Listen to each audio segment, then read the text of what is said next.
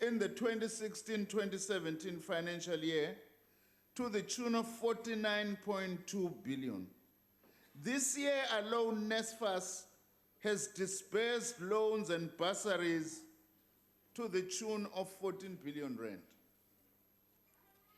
In this regard, we have sought to medium-term and long-term plans as part of the roadmap to transform post-school education and training. In the short term, we have announced a number of interventions to assist students who come from poor and middle-class families, and for the first time in the history of post-school education, the so-called missing middle. In the 2017 academic year, all students from families with an annual family income of up to 600,000 rands per annum or 50,000 rand per month will experience a no-fee increase. This means it is no fee increment in 2017 for this category of students. This will benefit more than 75% of university and college students, and in some institutions, more than 90% of students will benefit. We have also gone further and made arrangements through the National Student Financial Aid Scheme to pay the registration fees for all NSFAS-funded students as an upfront payment to universities and TVET colleges in January each year.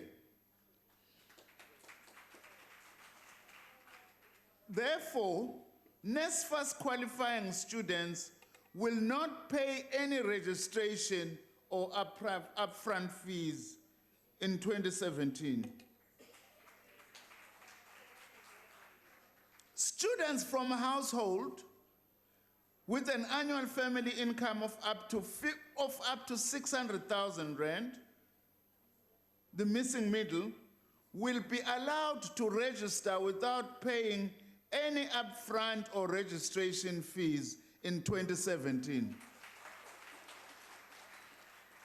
Government has also addressed the issue of historical debt of students. All NSFAS qualifying students who are registered in 2016 having historical student debt with institution of higher education will be allowed to register in 2017. All universities will ensure that missing middle students who have historical student debt are not excluded on the basis of debt and will also be allowed to register in 2017. We also wish to draw the attention of students who are still studying or are in their first year of employment that NSFAS will only collect debt from all graduates a year after they finish their studies. This, Honorable Deputy Speaker and honorable members, for the long term, we have recently received a report from Mr. Sizwe Nxasana, the chairperson of the NSFAS board, on the development of support and funding model for poor and missing middle students.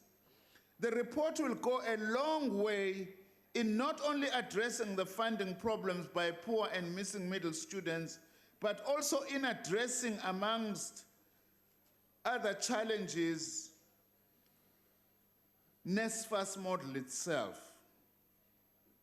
Our approach and the work that Mr. Nxasana has been doing has received support from a wide range of stakeholders in universities and outside universities, including the private sector.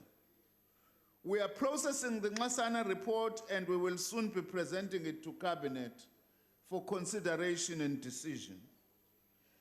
A lot of other technical proposals have been made to my department on how we could fund poor students in higher education. All these are being fully considered, though we have also encouraged a lot of the people to also go and present to the Fees Commission. We are also processing the report on the revised funding framework for universities, a project which was led by now Deputy President Cyril Ramaphosa, and also we will actually be tabling this at an appropriate time together with various models of implementing a new funding formula for universities. The report reviews the experiences of 6 years of partial and full implementation of the current funding framework for universities. It also analyzes the current funding framework to determine whether it has functioned effectively in achieving the goals set for it at its inception. Deputy Speaker and honorable members, we have also established 3 new universities. The University of Mpumalanga, Sol Plaatje University in the Northern Cape, and Sefako Makgato Health Sciences University in Gauteng, to further increase the number of spaces in higher education and ensure the geographical spread of contact institutions. This includes the construction of 3 TVET college campuses and plan to construct a further 9. The Commission of Inquiry established by President Zuma to inquire into, report on, and make recommendations on the feasibility of a fee-free higher education and training continues to do its work.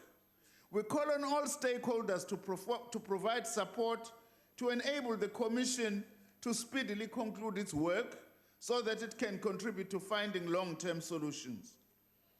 The Commission has undertaken to release its preliminary report in November 2016. Honorable members, our advances are clearly visible in Stats SA's latest survey.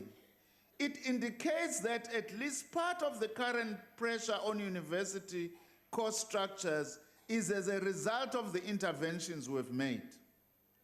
For instance, the proportion of people over 20 years with post-school education has increased from 9.3% in 2009 to 14.1% in 2015. And also, since we established NSFAS, never before have so many students had their fees paid by government alone or combined with bursaries and support from alumni. To name just 2 examples, at the University of Johannesburg, 75% of students do not pay at all or a large part of their own fees. At Fort Hare, it is 90%. We in the department are proud of the 15.1% rise in the numbers of young people achieving tertiary qualifications since the creation of our department, though a lot still needs to be done to improve throughput and pass rates. Deputy Speaker and honorable members, the scenes we have witnessed in some of the universities have unfortunately tended to undermine the legitimate struggle of students. The scenes include violence, intimidation, and destruction of property, which our society has correctly condemned and rejected. We call on all students to isolate those who perpetuate these acts and report them to law enforcement agencies. We convened a multi-stakeholder imbizo earlier this month, which adopted a declaration essentially expressing the need for dialogue, transformation of post-school education, and the resumption of the academic program immediately. We call on all our institutions working together with SRCs to develop a central mediation and dispute resolution mechanism similar to the institutional forums within our institutions so that we can resolve disputes speedily. Honorable Deputy Speaker and honorable members, we appreciate that as we stand here this afternoon, more than 80% of our universities are functional, though we are still concerned about those that are not functional. We equally acknowledge those institutions who have been fairly stable and largely continued with their academic program. In conclusion, conclusion, let us acknowledge the Vice-Chancellor's academics and university support staff who are ensuring that teaching and learning are happening in extremely difficult circumstances. Keeping our universities open is keeping our public sector open. If the 2016 trainee teachers don't graduate, about 20,000 classrooms will have no teachers at the beginning of next year. Junior doctors, those who are hoping to graduate this year, are at the forefront, at the front line of health service delivery in public sector hospitals. I want to acknowledge the difficulties that this period poses for parents who are bewildered when they consider what is taking place in institutions. Please continue to support and place faith in these institutions. In order to resolve the problems that we face, there is no other alternative except inclusive dialogue and engagement. I wish to take this opportunity to thank the President, President Zuma, for his leadership and support, the unwavering support of Ministers Pravin Gordhan, Jeff Khatebe, and the entire cabinet for the progress we've made in this regard.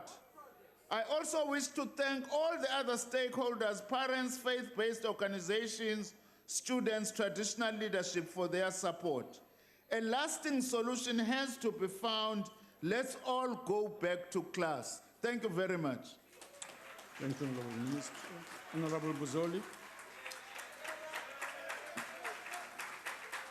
Thank you, Honourable Deputy Speaker. Honourable Deputy Speaker. Yes, sir.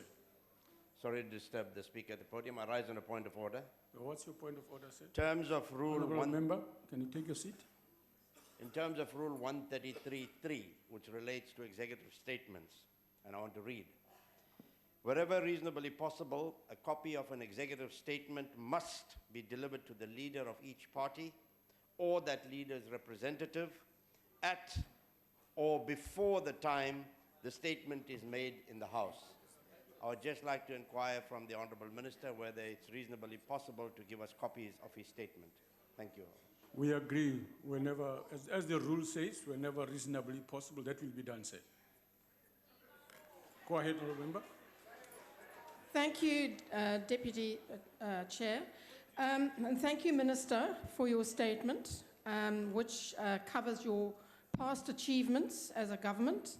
Current concessions have been mentioned, and you've made some statements of commitment, very welcome statements of commitment to peace and dispute resolution. But I'm afraid to say that I don't think your statement has gone deeply enough into what's really gone on in universities.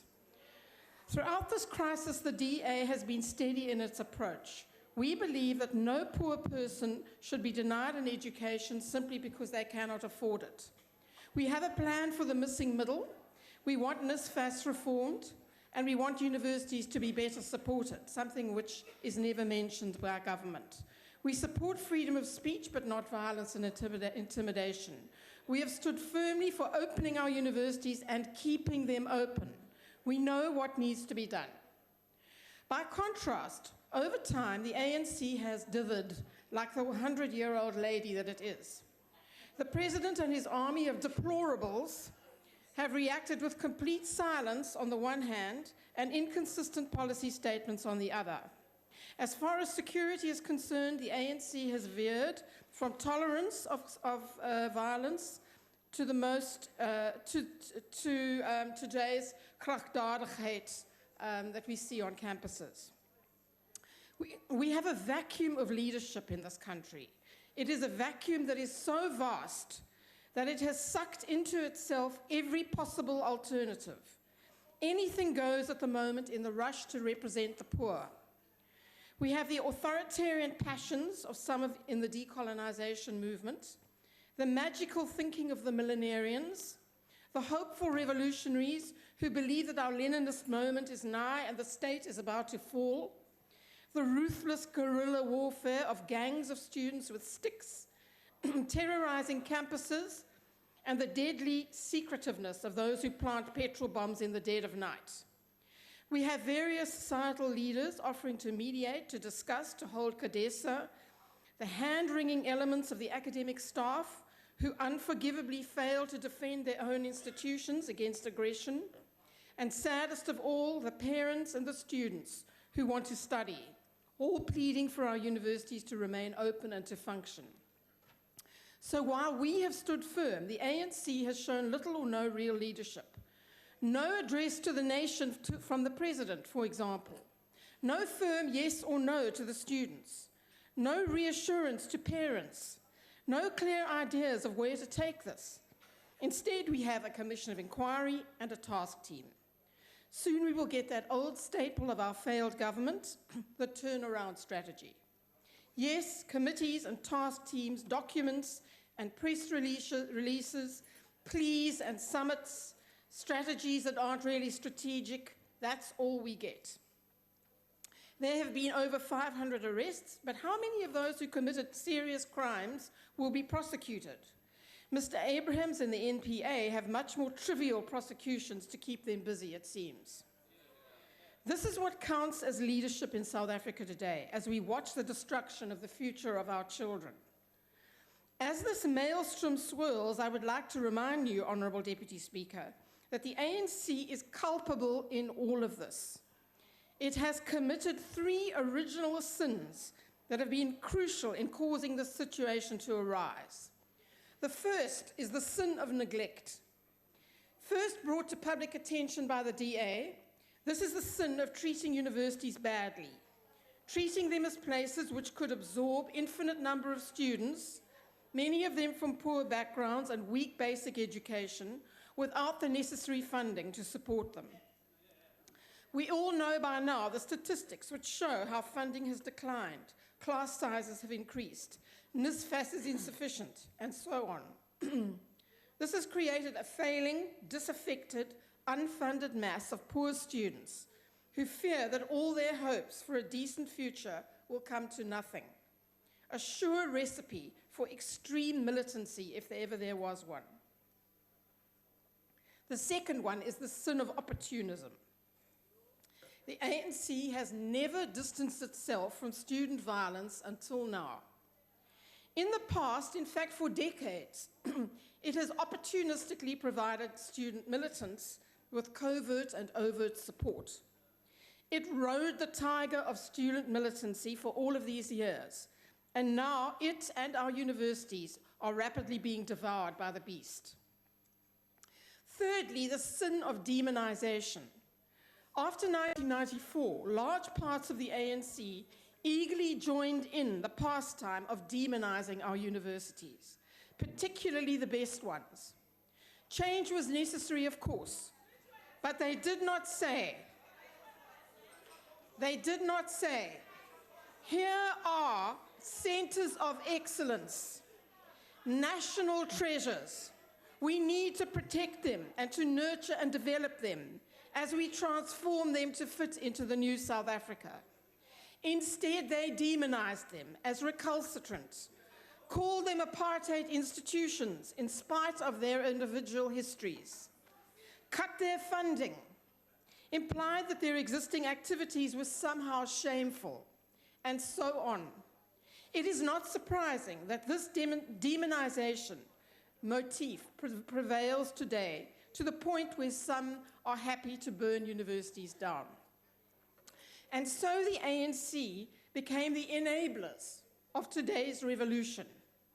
Through underfunding, they created a student underclass. Through opportunism, they gave ruthless violence tacit support. And by demonizing universities, they pitted them against the students. Never forget the ANC's basic culpability for all that we see before us.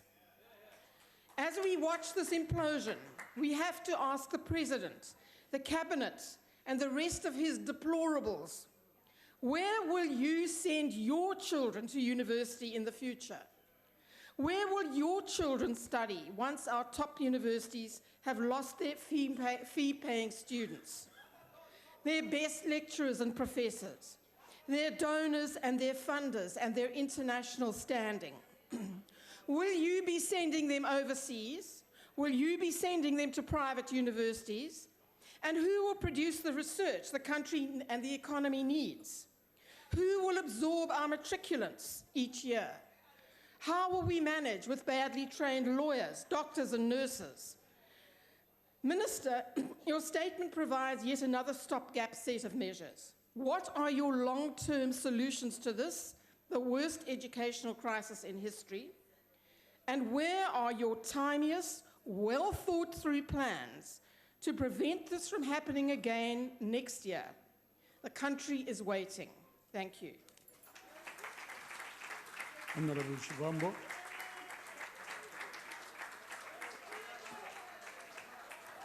Thank you very much, Deputy Speaker. We stand here as the economic freedom fighters to dismiss the ideologically bankrupt and intellectually lazy notion that free education for all is impossible. It is possible, and we're going to illustrate to you, Honorable Nzimande, how you can achieve that. And I hope Honorables Manamela and Manana are going to listen attentively. Look, the statistician general has just said now that in 2015 we spent 63 billion rands on higher education for the 985,000 students. So that is 63,000 rands per student per year. The Parliamentary Budget Office illustrates that over the next years, that amount will increase by 10%. That will be 73 billion next year, 83 billion in 2018, 93 billion in 2019. And that amount of money can be sourced from basically three sources. Currently, as higher education, you're contributing about 27 billion rands to higher education as direct subsidies, and then you've got an additional 9 billion rands that goes through NSFAS. We can retain that or increase it towards 1% of the GDP. Higher education contributing must be 1% of the GDP in South Africa. You will know what numbers those are. But the most important source that we want to speak about, a novel source of funding fee-free higher education in South Africa, is to introduce an education levy in all the pension funds. So the delayed salaries of workers in the public sector, in the private sector, amounts to about 4 trillion rands. That amounts to 4 trillion rands. So if you take 2.5% of that amount annually, it will give you 100 billion rands. And that is going to save the people who are the pensioners themselves, the teachers, the nurses, the doctors. Because that money is currently being managed by an asset management company owned 100% by the state called the Public Investment Corporation. And it uses that money to gamble in the money markets, to buy government bonds, but also to buy shares in JSE companies, but also in private equity. Now recently, PIC bought about 6 billion rand stake in Lonmin. Now recently, PIC just transferred 9.4 billion rands for a 2% stake in Steinhoff, which is owned by one of the biggest capitalists, Christo Visi. And these are the monies which are there. These are monies of workers. Why don't we mobilize society as political leadership that we can take 2.5% of the pension funds, of the delayed salaries of workers, and then we give that to fee-free higher education. And we then have to deal with the expansion of the system. The statistician general just said now that the system is constipated, it's inefficient, it's ineffective, and it's unnecessarily costly.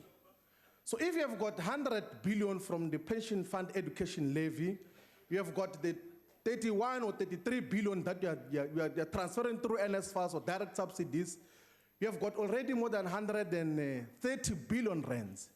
And then you increase the corporate tax, you are going towards 160 billion rands. In a manner that can be sustainable, then you can be able to expand the system, create a scholarship for students that want to study outside South Africa.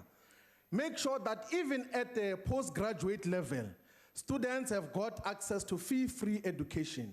And that does not disrupt your fiscus because already you have made lots of commitments to social grants, to healthcare, to education. This is a comprehensive input that we can look into, and we have written it down. Honorable Nzimande, we hope this time you look into it Honorable Hlengwa. and learn from us, like you always do. Honorable- Thank you very much. Honorable Hlengwa.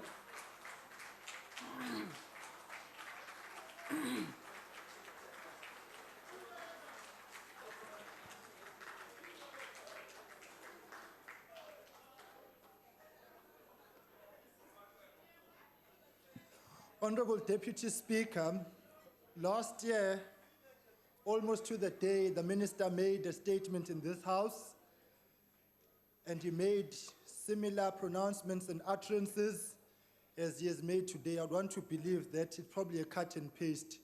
Only difference is that it might have just changed 2015 to 2016. On the 8th of September, the IFP in this House laid a debate of national public importance to spell out in very clear terms what needed to be done in order for us to come out of this impasse, and to be well for the minister to go there because he was not present on that day. We want to make a plea to students that the violence which has become a defining feature of the Fees Must Fall movement is irrational and contrary to the ideals of what South Africa wants and needs, and it is incumbent on all of us to go back into the classroom. Serious weaknesses in the capacity of the police to deal and handle strike action are cause for serious concern, and we equally condemn the heavy hand of the police, which has at times meted out undue brutality on students. But the big question which you need to answer today is, how did we get here? Well, when manifestos are anchored in lies and populist rhetoric and deliberately designed to hoodwink people into voting for heaven on earth promises, the result is always chaos. Cheap electoral promises result in chaos when service delivery is sacrificed at the altar of obfuscation. A promise was made, and rightly or wrongly, students now demand what is due to them. I'm sure the ANC members will remember this poster of theirs when you promised people free education, and then now you come back and say it's not possible. What was the plan when you mooted this? What were you thinking? Did you think that it would sell? You got the votes, now you can't deliver. So it is on that basis that you need to take ownership of the chaos. You caused it, you promised people lies, you were elected on the basis of lies. What is evident now is that lies and liars don't deliver. The greatest single threat in any time of crisis is an absence of leadership. And last year I said this and I say it again, there is an absence of leadership. And last year I said I asked the minister to resign. I stand by that, but I think it was unfair just to ask him alone.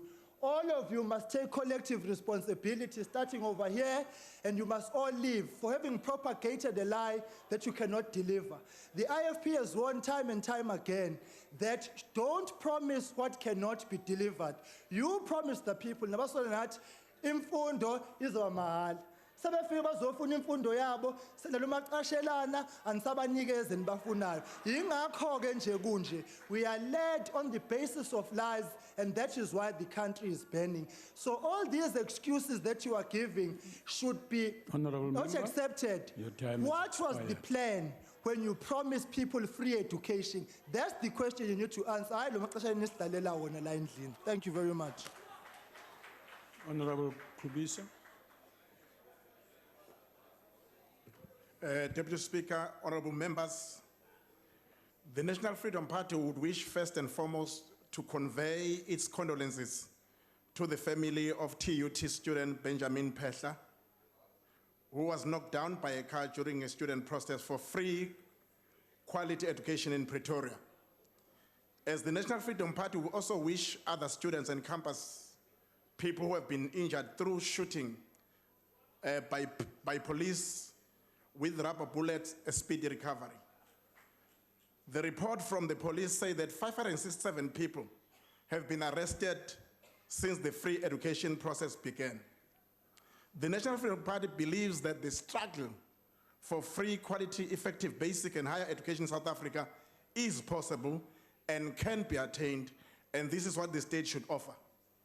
The zero fee increase is an element of it, but free quality education should be a goal that is rigorously pursued. It is true that free higher education would produce a breed of skilled citizens that would be able to drive the economy. Skilled people will create their own jobs, shall be better employed, and will get better jobs with good salaries, pay tax, and add to the prosperity of their families, their neighborhoods, and the country at large. This is why the NFP says that free, high-quality education is necessary for economic growth. Section 29(1) of our Constitution says everyone has a right to further education, which the state, through reasonable measures, should provide or must make progressively available and accessible. And it is the duty of the state to do it. The reality is that a great pool of our students come from poor families, and parents cannot afford to pay children's tuition, accommodation, stationery fees. The reality is that students at universities do not have accommodation, and the state must mobilize resources to cater for this. The reality is that the state must build residences to accommodate students. The reality is that 21 years into democracy, not enough has been done to correct the ills and the damage done by white minority supremacy over education and other elements or aspects of life. The reality is that student transport is a shame. Having said that, Honorable Speaker, we need to commend the work that has been done by the SAA and other role players to ensure that we come together, enter into a dialogue so that the academic year is not lost. Sithi lapha bafana bakithi azame ngakho konke osemandleni ukuthi unyaka 2016 ungalahleki. Ngisho ngabe certificate noma idiploma noma idegree ibalulekile ukuthi sizwe lakithi. Siyazi futhi ukuthi struggle lesesiqhubekayo sibalulekile. Kodwa ke ukushisa iproperty asivumelani nakho as National Freedom Party. And we need to deal with graft. We must get money from the sitters. 25 billion wasted through irregular expenditure. That money must be put back to education. Employ competent individuals to ensure that they run education. Honorable Kwankwa. Thank you. Thank you, Honorable Deputy Speaker. Honorable Kwankwa. Yes. I notice you are looking at that number. Don't even go there, please. No, it's my number. It's my time. No, you mustn't even think about Sir, it. but you're wasting my time now. I hope I am. I spare your time. Thank you very much. Honorable members, Minister, I don't understand what the issue is here. When we listen to students on radio talking, for instance, they keep saying they don't expect free education to be implemented as in right now or tomorrow. I don't know whether that's exactly the same message that they're giving you. What they are looking for is a commitment over the years to say, when is it going to be phased in? And once you talk about phasing it in, it means you look objectively into all the issues that you're highlighting, including ensuring that it would be feasible at some point to implement free higher education in South Africa. People, including the students, have proposed a number of hybrid structures that would draw from various sources to fund free higher education in South Africa, including the fiscus, including raising taxes on some of the issues. That's the kind of discussion we should be having, because it's no longer about whether or not free higher education is possible in South Africa. It's more now the question is, and that's what the students are expecting, and that's what we must give the people of South Africa, is when it would be possible. What I want to say, maybe on behalf of the UTM, I don't like to repeat things in parrot fashion. When we had the debate last year, we highlighted issues including reallocating resources, improving efficiency in the system, and a host of other proposals that we made back then. But we feel, the feeling that we have now is almost like we're talking past each other. You're addressing us here today. Would it not be better and proper, in fact, for you to address the students on these issues and talk about precisely those proposals and the achievements that you've made so that they can counter some of your arguments, so that out of that engagement we can have a proper proposal going forward? We have taken a decision, for instance, as the United Democratic Movement and other sister opposition parties, to say we are going to engage among ourselves about the possibility of having a multi-party delegation of young parliamentarians We're hoping that the ANC is going to adopt this proposal and adopt it so that this delegation can actually go out there and engage the students and try to find out from their perspective what are the issues that concern them. Where are we missing the plot? Because they've been saying some of the issues for many months, and it seems we're not moving from our original position. That can't be right. And that multi-party delegation of young parliamentarians will come back here, put Parliament under pressure, even engage the Higher Education Committee on some of the issues that the students are talking about, because we feel that the time has come for us to stop politicking on this issue and try to find solutions to it. The other more important proposal that we want to make, at times, parliamentary debates such as this are not very appropriate when it comes to finding concrete solutions. You need an indaba, a proper indaba, where we can scrutinize, make submissions, and scrutinize the different proposals of various people around the table before we can move with the solution going forward. Deputy Speaker, on the 4 minutes. Masithethe 4 seconds, I beg your pardon, we'll kill it ixesha lam. Masizama uthetha nabafundi rather than condemn them.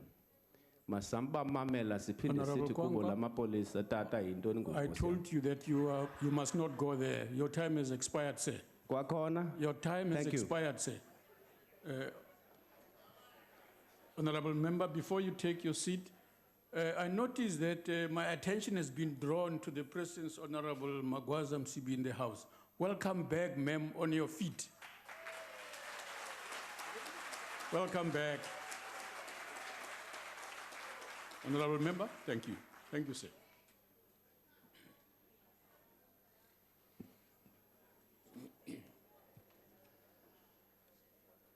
Deputy Chairperson, I hope we agree that the present situation at the universities cannot continue. I also hope that we agree that every South African has the right to protest.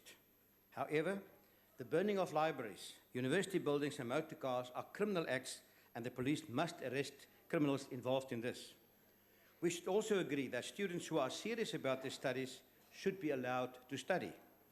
So, but I think we disagree on what caused the problem and the way to handle these problems. The government allowed the situation to develop and now want to plead ignorance and blame others, as previous speaker said. Since 2012, for example, the Honourable Minister of Higher Education has a report of the Professor Derek Swartz, Vice-Chancellor of the Nelson Mandela University, on this specific topic on his table, and no action followed. There is another report on the future of university funding on his table, written by a working group chaired by the Honourable Deputy President, Mr. Ramaphosa, and no action. The Vice-Chancellors complained on more than one occasion that since enrollment of students started growing, government on a yearly basis cut the per capita subsidy of universities, the other side creating the situation. The Freedom Front Plus says that the ANC government created this situation and is currently failing in its handling of the student protest. Why are they failing? So because they try to be both government and popular activist movement at the same time. To be both is unfortunately not possible. Let me give you an example. President Zuma tried to be popular when he described the Fees Must Fall protest as a sign of healthy democracy. So the burning of libraries and buildings can never be signs of healthy democracy. After poor decisions of ANC politicians and some vice-chancellors, then the police are called in to deal with the consequences of that. Then, sir, surely it's unfair towards the police that they are criticized by the same politicians and chancellors who had called them in to deal with the situation. Met andere na swak besluite deur ANC politici en sommige universiteitsrektore word die polisie ingeroep om nou die gevolge daarvan te hanteer. As hulle dan hanteer, word die polisie na die tyd deur dieselfde politici gekritiseer dat hulle nie billik reg optree nie. Ek sê dis onbillik. Die ANC moet besluit of hy die land wil regeer en of hy 'n populistiese bevrydingsbeweging wil wees. Om albei te wees ongelukkig is nie moontlik nie. So when the protests then reach a certain level of violence and destruction of property, and we saw that on TV, there are few other methods apart from using rubber bullets to control the crowd. Mr. Zizi Kotwa, ANC spokesperson, then criticized the police, stating that they should not use rubber bullets against student violent protest actions. The Honourable Minister of Defence did the same. So these are transparent attempts of the ANC to be popular on one side with protesting students, without seeking real solutions for the problems or offering alternative proposals about the manner in which the police should deal with the situation. Die ANC kan nie al die kante kry nie. Hy moet regering wees, hy moet die probleem oplos aan die een kant wat hy veroorsaak het en hy kan nie dan Honourable member, probeer your om time gewild has te wees expired. en die polisie nog te kritiseer ook nie. Ek dank u. Honorable Dudley.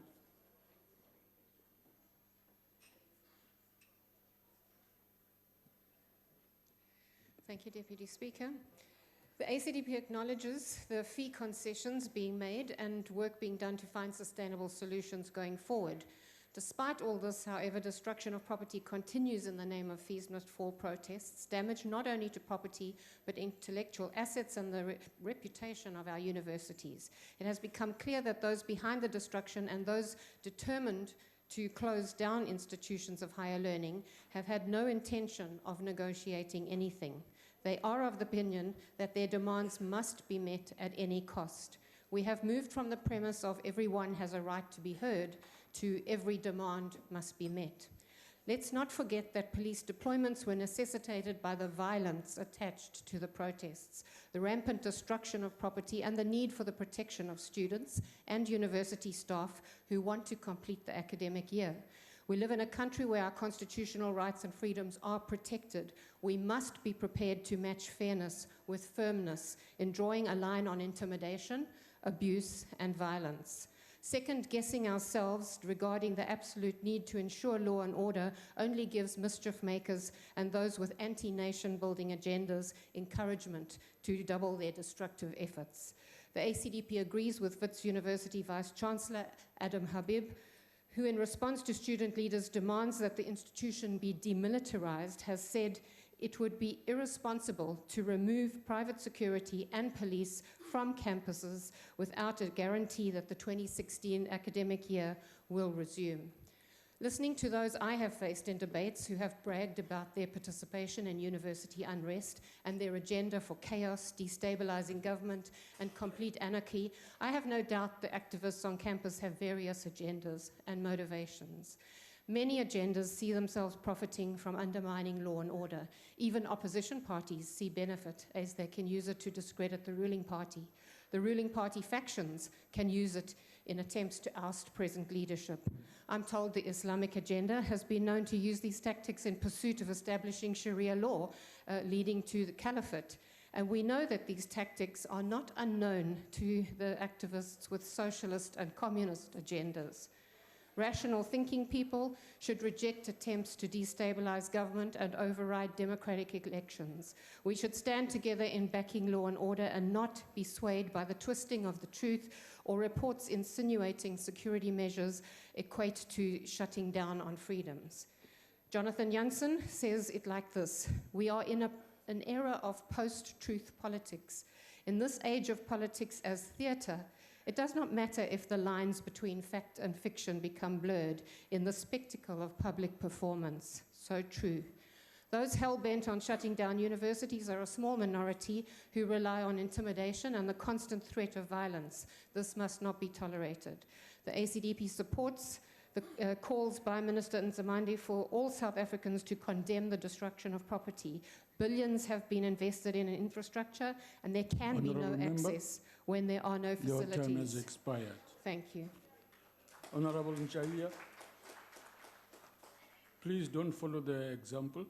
Just stick to your time, sir. I know you can. Yes, you always do. I always do. Yeah. Yes. Thank you. Thank you very much, Honorable Deputy Speaker. As AIC, we do not dispute the fact that students should be financially assisted by the government to get free education, as this is their constitutional right, as according to Section 29 of the Constitution. However, the Minister of Higher Education has already indicated that there are some measures or certain measures that are taken now to come and assist the students in this regard. The destruction of property, the building of schools and lecture halls, libraries and laboratories is out of order, and this should be condemned in no uncertain terms. We are suspicious that this is not only the call for free education. It is inclusive of many elements. We also wonder, where does this money come from for some of the students to go around and disturb other students in other universities? So there should be a third force in this regard. We want students now to get free education because we believe that educated individuals will contribute to the reduction of poverty, inequality, and unemployment. In case students, rather, we need a radical change, that now there should be a change now for the purpose of giving free education to our students. But this does not mean now there should be the destruction of what we have, because these are the libraries and laboratories that have got to be made use of in future when this free education is given. Radical change should mean new forms of development, independent minds, creativity, and doing away with alcohol and the abuse of drugs. That's what it means, this radical change. So then our students now should be free and contribute to the economy of the country. The Minister of Education and Training has already announced that there will be no increase. Our nursing fears now had made an announcement that there will be an increase at least up to 80% next year. But now he has announced that there will be no increase. That is good news. It should be appreciated because this 8% increase now should be paid by the government, not by the parents or students. Yes, we are aware that some universities have already agreed that they won't have any increase next year. Perhaps this may be a lip service, so this should be guarded against. Our constitution does allow negotiations. Students who claim that now their political activities should be more of economic and developmental activities rather than political activities, because now this was achieved in 1994.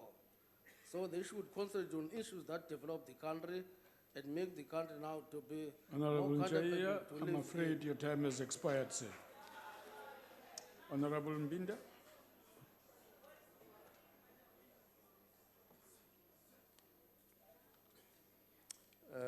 Honorable Chair, let me take this opportunity to really thank, more especially IPASMA, for their stunning performance in winning SRC elections, more especially in the Western Cape and Eastern Cape and throughout the country. They did very well. They represented the spirit of Uncle Seth. Again, let me also condemn the state of confusion that the political leadership acts to be in around the question of free education. People are hiding behind the rhetoric and empty English phrases that have no significant meaning to the day-to-day situation in our universities. The ANC government must commit and provide our youth with free education, and not because we are desperate to end the ongoing student protest, but rather because we all agree that it is long overdue, and our people are now reminding us. A state like ours, characterized by massive corrupt tendencies, costing billions and billions of rands of the taxpayer, other billions and billions go as wasteful expenditure annually. It is a shame that government leaders want to mislead our people, that the government cannot afford free, quality, decolonized education. Honorable Minister, you keep on telling the nation that government is committed to provide free education for the poor, but 2 decades into your leadership as the ruling party, poor students remain underprivileged, and as a result, they do not afford the cost of education. For a start, we ought to ask until when will this government be committed and do nothing about its commitment to the people? When is free education going to be given to the poor? The intention of the government towards the student protest were made very clear when the president appointed the security cluster to resolve the situation in our universities. The decision to provide free education has nothing to do with Minister of Defense, rather Minister of Finance. If this government was really serious in looking into the situation in our universities. It is estimated that needs around 54 billion to provide free education for all in our universities. And we continue to speak affordability. Our mining sector alone can afford to settle this and sustain it for the generations and generations to come. We must please stop victimizing the students.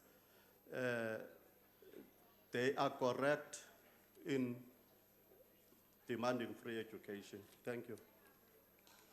Honorable September.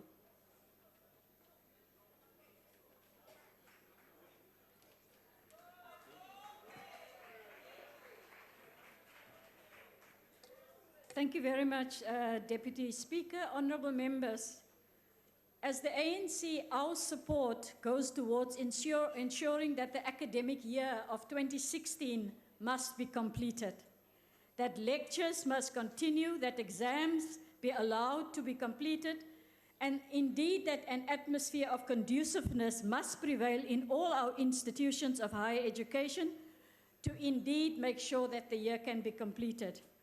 Matriculants must receive comfort from this Parliament, and we trust that they would have united today to enable them to proceed to university next year. South Africans are indeed not in support of violent destruction of educational properties and related infrastructure. As the ANC, we can't agree that the calls for free education should equate burning of books, should equate burning of libraries, and indeed our great laboratories. The will of the majority is a constitutional principle. It must prevail. The Constitutional Court has handed down several times that listening to the voice of the minority must be adhered to, but the will of the majority must prevail. The will of the majority at universities must prevail. We cannot have the decisions of the majority be overtaken by a command center. We commend university management for doing everything in support of completion of the academic year. We wish Shaira Kala a speedy recovery, but we call at the same time for a speedy investigation by IPID into the allegations that excessive force was used by the police on her and all other students. The university management informed our committee last week that they would want the police to maybe receive further training on crowd control. Indeed, we convey our sincerest condolences also to the family of Lesego Phela, as well as the TUT family. Deputy Speaker, as higher education provision has expanded in many parts of the world, indeed, so too around the world, they talk about two major stress or limiting factors that have emerged. And that is how to ensure adequate academic staff complement to meet the growing needs of higher student numbers, but crucially also how to fund the systems and the students in order to ensure greater access to higher education while ensuring that education offered is of the requisite quality. These have clear funding implications for the state and for aspirant university students and indeed their families, as persistent economic difficulties have put pressure on the public purse and so too on families and income alike. These conditions are indeed not unique to South Africa. Albeit note that we live today in the midst of a profound economic crisis that will have repercussions in society at large and within the higher education in ways that are not yet obvious. Many countries and universities will experience financial problems with serious consequences. South Africa indeed is similar. The Council on Higher Education informs that the pressure of years of underfunding of higher education in a context of exponential enrollment growth led to the institutions passing an increasing burden of cost onto students through higher annual fee increases. But this government, who we heard here today, is doing nothing, has done quite a bit. Government has found ways to ameliorate the situation in the short term by finding extra funds to cover current shortfalls in student financial aid for existing students through reallocation of budgets. Informed analysis and imaginative ideas are needed to contribute to finding medium to long-term solutions to the current efforts to ensure that higher education, our current and our future generations of students receive the best it possibly can. We applaud all the university leaders, the student leaders, and all other institutions and individuals who made submissions to the Presidential Commission to realize the objective and invite more people to make representation to the Commission. We cannot ignore the plight of students, especially the poor, who points out that the rise in enrollment continues to put pressure on funding that the state make available through NSFAS. Indeed, the category that do not qualify for NSFAS support, as well as being unable to access bursaries and loans, has become critical to address. As the African National Congress, we therefore welcome the steps taken by government to extend the no-fee increase for 2017 to the missing middle group, as well as those in the TVET colleges. Students, along with most of the vulnerable poor, are included here also. Our Constitution in Section 29(1)(b) says that what government's responsibility, and indeed what this government has looked at, is to further education, which the state through reasonable measures must make progressively available and accessible. It is in this regard that the ANC welcomes the rollout in January 2017 of the student-centered model, and say to matriculants of 2016 who are about to come to higher institutions next year that they will enter higher education, and that all the new students will and can and must apply to NSFAS. They will do so on a once-off basis, that students with disabilities will not have to prove every year to show their disabilities, and that those who dearly have lost their parents would not have to relive every year to state that they are still in this very traumatic situation. Minister, there's a very critical difference between free higher education for all and free higher education for the poor. Our current dispensation and policy speaks to ensuring affordable for all, and that no one should be denied access on the basis of financial need. There might be merit in the argument that South Africa's allocation to higher education, as it relates to its proportion of GDP, must be re-looked at in comparison to developing countries. As the ANC, notwithstanding the vigor of the current demands, our preoccupation must focus on reducing educational and societal inequalities so that we don't isolate other social needs. More efforts must be made to look at the financial implications, as argued by various academia, on the mismatch of graduate outcomes, the needs of the South African economy, the high dropout rate, repetition of many classes, and lengthy periods of completion of universities. These inefficiencies are also contributing to financial difficulties.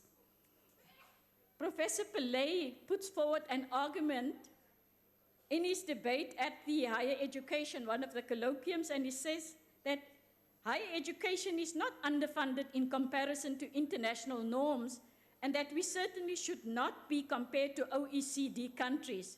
We are comparable to other middle-income countries, he argued.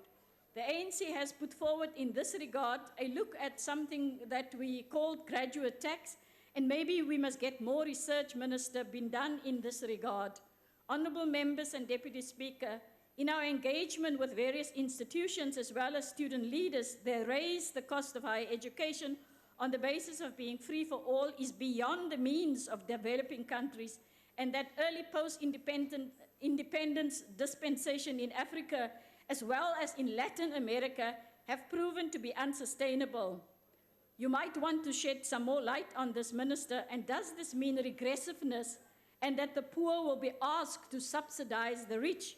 This sounds morally wrong.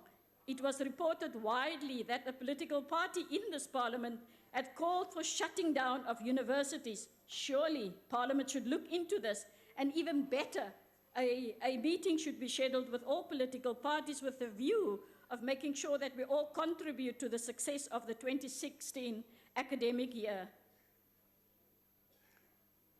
We nevertheless acknowledge the contribution in assisting that calm should return to universities. Students, like all other South Africans, have the right to peaceful and non-violent protest. It can emancipate on the one side, or it can have an erosive effect. Young South Africans want to improve their lives, the lives of their families, of their parents. One of the only routes to that in our country is higher education or university education. They want decent accommodation, they want equality, they want skills. This can be realized through the dialogue. The ANC has never ever steered away from meaningful dialogue.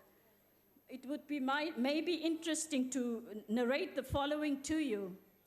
In summarizing really where we are, the story of Odysseus sailing home from Troy tells us at a certain point, he encounters a narrow and hazardous sea lane.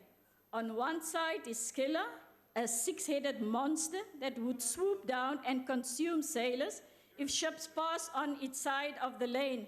On the other side is Charybdis, a pair of clashing rocks and a whirlpool that would sink in ships and destroy them.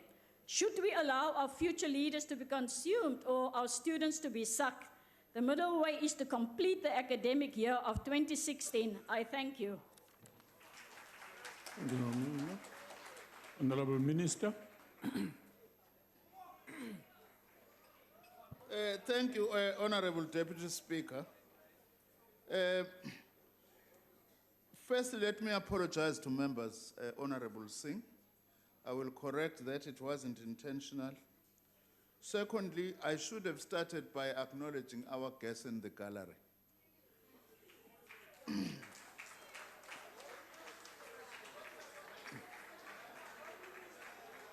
Honorable Pozzoli, yes, we agree with free education. Just add higher education for the poor.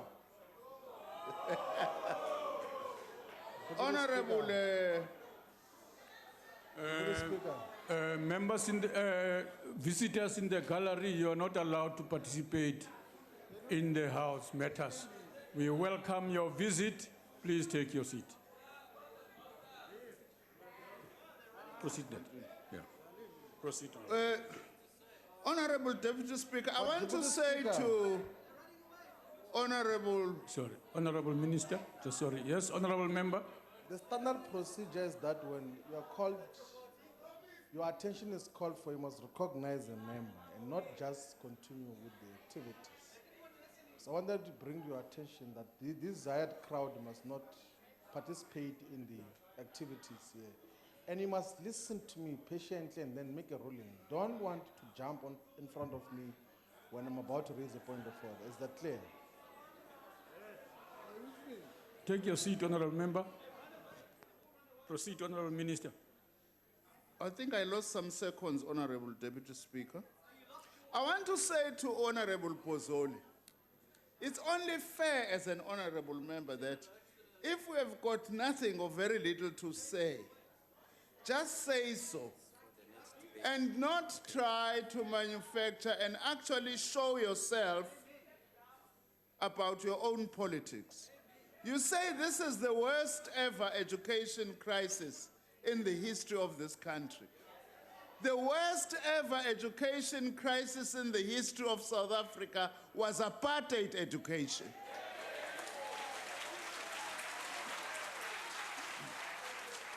But of course, because Honorable Pozzoli benefited from the apartheid education, she sees it as not a crisis. Deputy Speaker.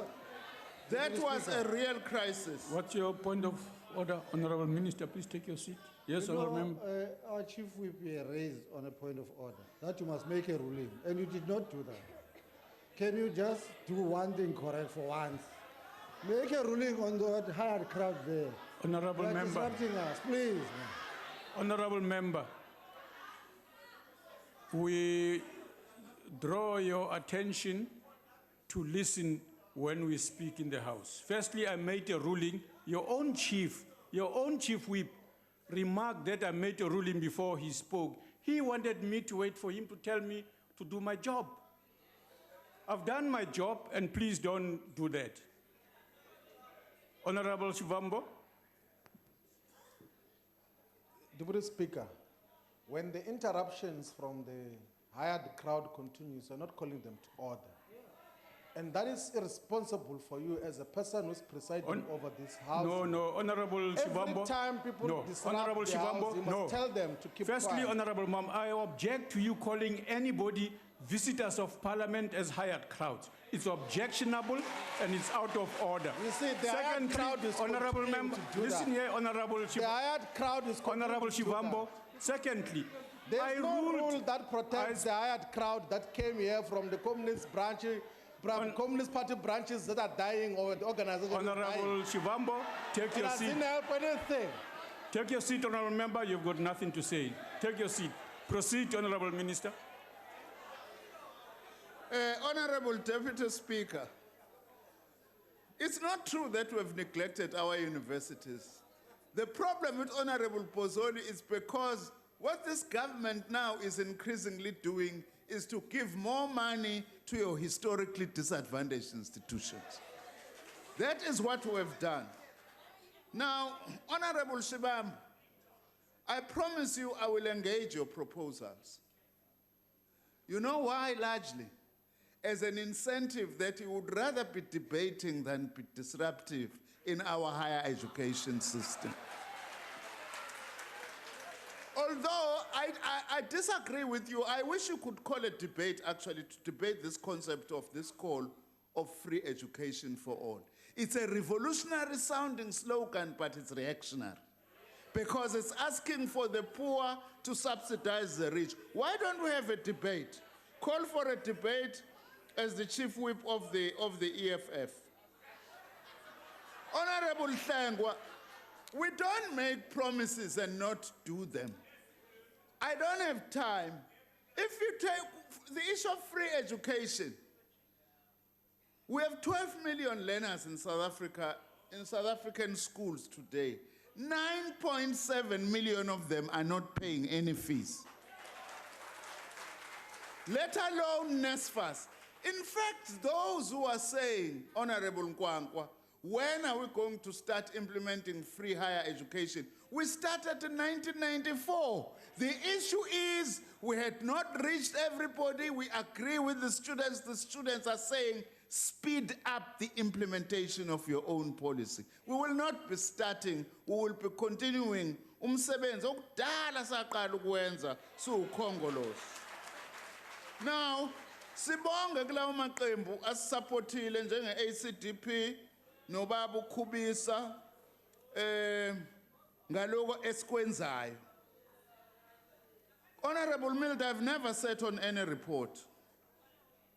Ask me questions around specifically what have I done about these reports. I will answer you. Unfortunately, my time is very little today. I will not be able to answer that. Now, Honorable Mbinda, Africa, awusize ngane yakwethu. Amanyuvesi asesenkingeni ala eWestern Cape and amaningi awo alidwa iPhasma. Your student formation, I think that you have a duty. By the way, the PIC, even if we differ, historically it's supposed to be part of the progressive forces. If we are progressive, you can't afford to sink the education of our children, especially the poor children.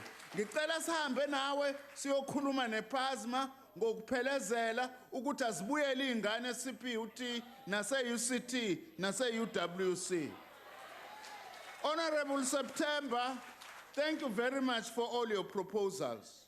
We will certainly look into all these matters that the ANC has actually raised.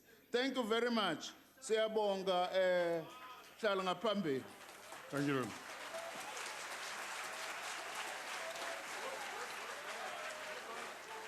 Honorable members, that concludes the party responses to the statement. Point of order, Deputy Speaker. Yes, Honorable Member. Deputy Speaker, you've made now 2 interventions in the House around audience participation. Yes. When it's members of the opposition parties that are up there, they get manhandled out of that visitors gallery if they even display a sign or anything like that. You're allowing them to continue to clap and carry on like that without with impunity. Please, can you enforce the rules of the House fairly across all party lines? Honorable Steenhuisen, you see, this is... Honorable Deputy Speaker, Yes, Honorable Deputy Chief Whip. the Chief Whip of the official opposition, Honorable Steenhuisen, is making accusations that there were members of the public who were manhandled on the gallery. So I want to suggest that an investigation be conducted with this regard and the House get a report on behalf of that. Thank you.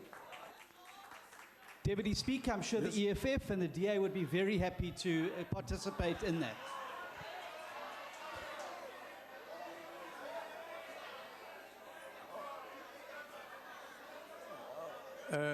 Honorable members, if the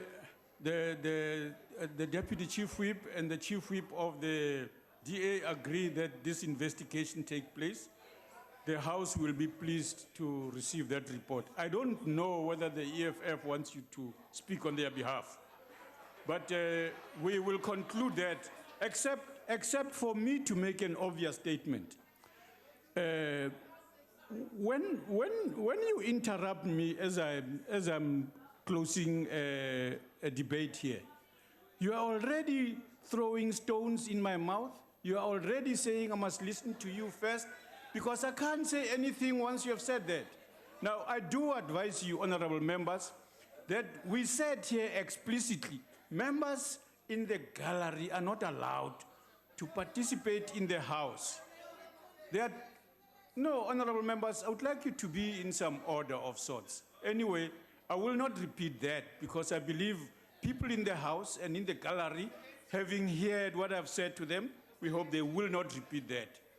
Honorable members. On a point of order, Deputy Chair. I'm here. Hello. Yes, honorable member. Chair, you're really not doing your job, you know that. Because when we have our members up here, you go on about how you're going to remove them if they don't listen. Now you're giving them some little smack on the head. You have no... Can you please give them instructions very clearly that if they do not, if they don't stop participating, no, you must be fair. You must learn to be fair, otherwise you should not chair here. Honorable... And then, hold on, I'm still talking now. And then, when our Chief Whip stands up, honorable member, a point of order, you honorable have the member, audacity honorable to member, when he's raising a point of order. Honorable member, take your seat. No, but you must rule properly. Take your seat. My seat when you learn to be able to do proper rulings. Take your seat, honorable member. I have expressed myself on this matter, and I will not do it again. Honorable members, before I'm going to call for the Chief Whip to speak on the second motion. Honorable member, Chief Whip. Thank you, Deputy Speaker. Perhaps before we speak on the motion, let's recognize the wife of our late comrade Nessie, who's in the gallery, and also the other family members. We indeed appreciate their presence here. Honorable Speaker, we move that the House notes with great sadness the passing of the African National Congress Member of Parliament. Honorable Chief Whip. Oh, sorry.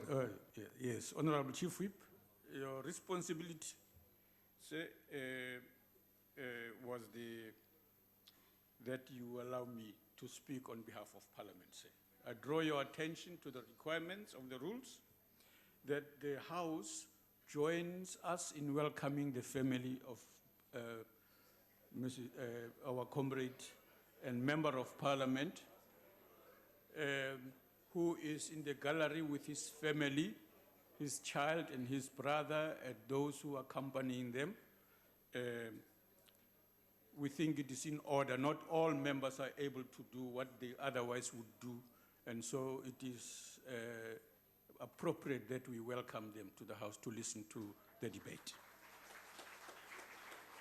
You may proceed, Honorable Chief Whip. And thank you, Deputy Speaker. We move that this House notes with great sadness the passing of the African National Congress Member of Parliament, Bonisile Nesi, on Sunday, the 2nd of October 2016, after a short illness. We further move that the House further notes that he joined the National Council of Provinces in 2009, and he became a member of the National Assembly in 2014. We also move that the House understands that in the NCOP, he served in the Select Committee on Cooperative Governance and Traditional Affairs, Petitions, and Private Members' Legislative Proposals. And in the National Assembly, he served in the Portfolio Committee on Home Affairs, as well as Defense and Military Veterans. We move that the House further understands that before joining Parliament, he served as a member of the Eastern Cape Provincial Legislature. The House should recall that Nobo, as he was known, was recruited by the underground structures of the ANC to join the struggle against apartheid in 1982. The House should further recall that he played a critical role in the establishment of the Congress of South African Students, COSAS, ANC Youth League, United Democratic Front, and the South African Communist Party in Grahamstown, where he grew up. The House remembers that following the call by the ANC of making South Africa ungovernable and apartheid unworkable, he led different campaigns in his region, leading to his arrest in 1987, where he spent 7 months in solitary confinement in Kenton-on-Sea before being transferred to St. Albans Prison in Port Elizabeth. The House further remembers that Comrade Nobo went to study at the University of Cape Town and was very influential in higher education struggles, and that he was later elected as the Western Cape Provincial Secretary of the South African Students' Congress, SASCO, in 1993 to 1994. The House further recognizes, upon his return to Grahamstown in 1996, he was immediately elected to serve in the ANC Regional Executive Committee, RC, in Albany, and continued to assist the ANC Youth League in the entire province. The House believes that he has made an immeasurable contribution to the liberation of South Africa in his role in the ANC, SICP, civics, and various arts and culture organizations, and the House conveys its deepest condolences to his family, friends, relatives, to the ANC, and the South African Communist Party. I so move, Deputy Speaker. Honorable Murray.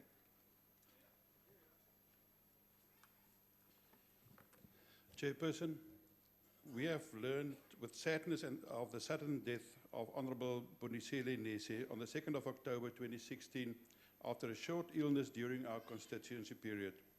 At 51 years of age, he still had so much to offer to us, his constituents, and especially his family and loved ones. For us in the Portfolio Committee of Defence and Military Veterans, it was unexpected and a shock, where we served together in this 5th Parliament. He joined Parliament in 2009 when he served as Member of the Parliament in the National Council of Provinces.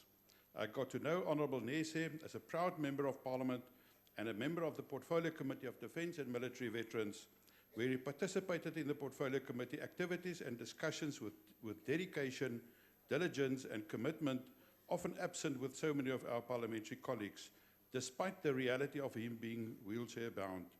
He has proved what we believe is possible of persons with disabilities, which is if focused on their various abilities, their disabilities become secondary and not that important. Honourable Nesi has excelled, performed and displayed his abilities as an excellent elected people's representative despite his disabilities.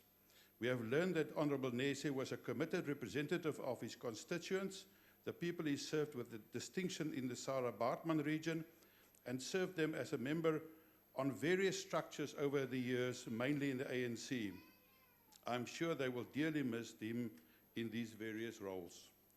We as the DA want to convey our sincere condolences to his family, loved ones, and the ANC caucus, and pray that the Almighty God will bless you all with his mercy, strength, and unconditional love.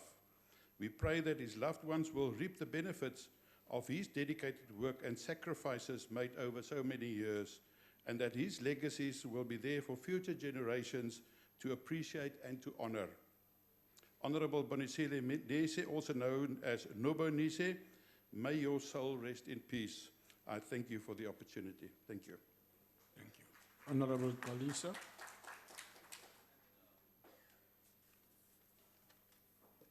Thank you very much, Honorable Deputy Chair.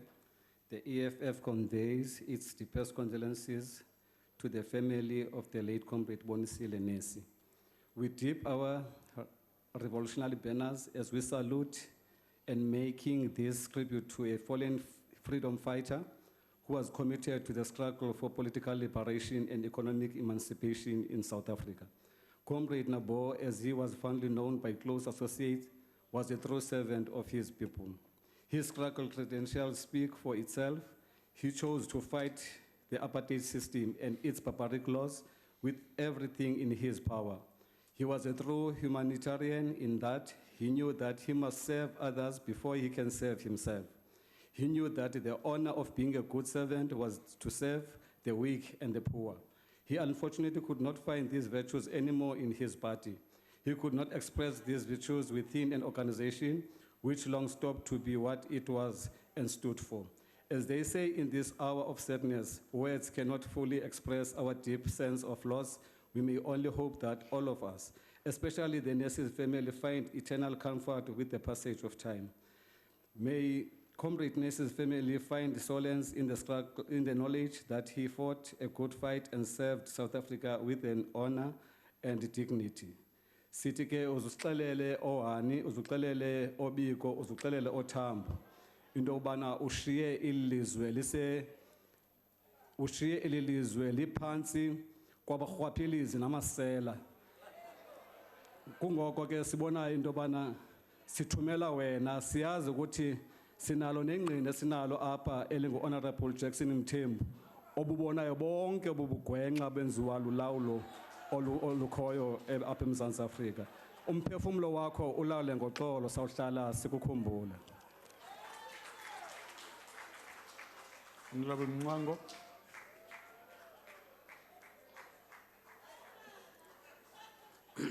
Honorable Deputy Speaker, the Inkatha Freedom Party conveys its sincerest condolences to the family, friends and colleagues of Mr. Bonisile Alfred Nese, who passed after a sudden and short period of illness on the 2nd of October 2016. I served with Mr. Nese in the Portfolio Committee on Defense and Military Veterans and can personally attest to the strength of character and conviction of purpose of the man as he strove to always improve the lives of the citizens of South Africa. He worked tirelessly for the cause of freedom for all and had a distinguished political career spanning nearly 4 decades. He was outspoken about corruption, no matter the corner from which it emanated. He was indeed cut from the bark of the good, the true, and the beautiful. His sudden passing is a loss not only to his constituency and his colleagues in the ruling party, but to the South African nation as a whole. Our thoughts and prayers are with his family during this time of bereavement. May his soul rest in peace. I thank you. Honorable Sheikima.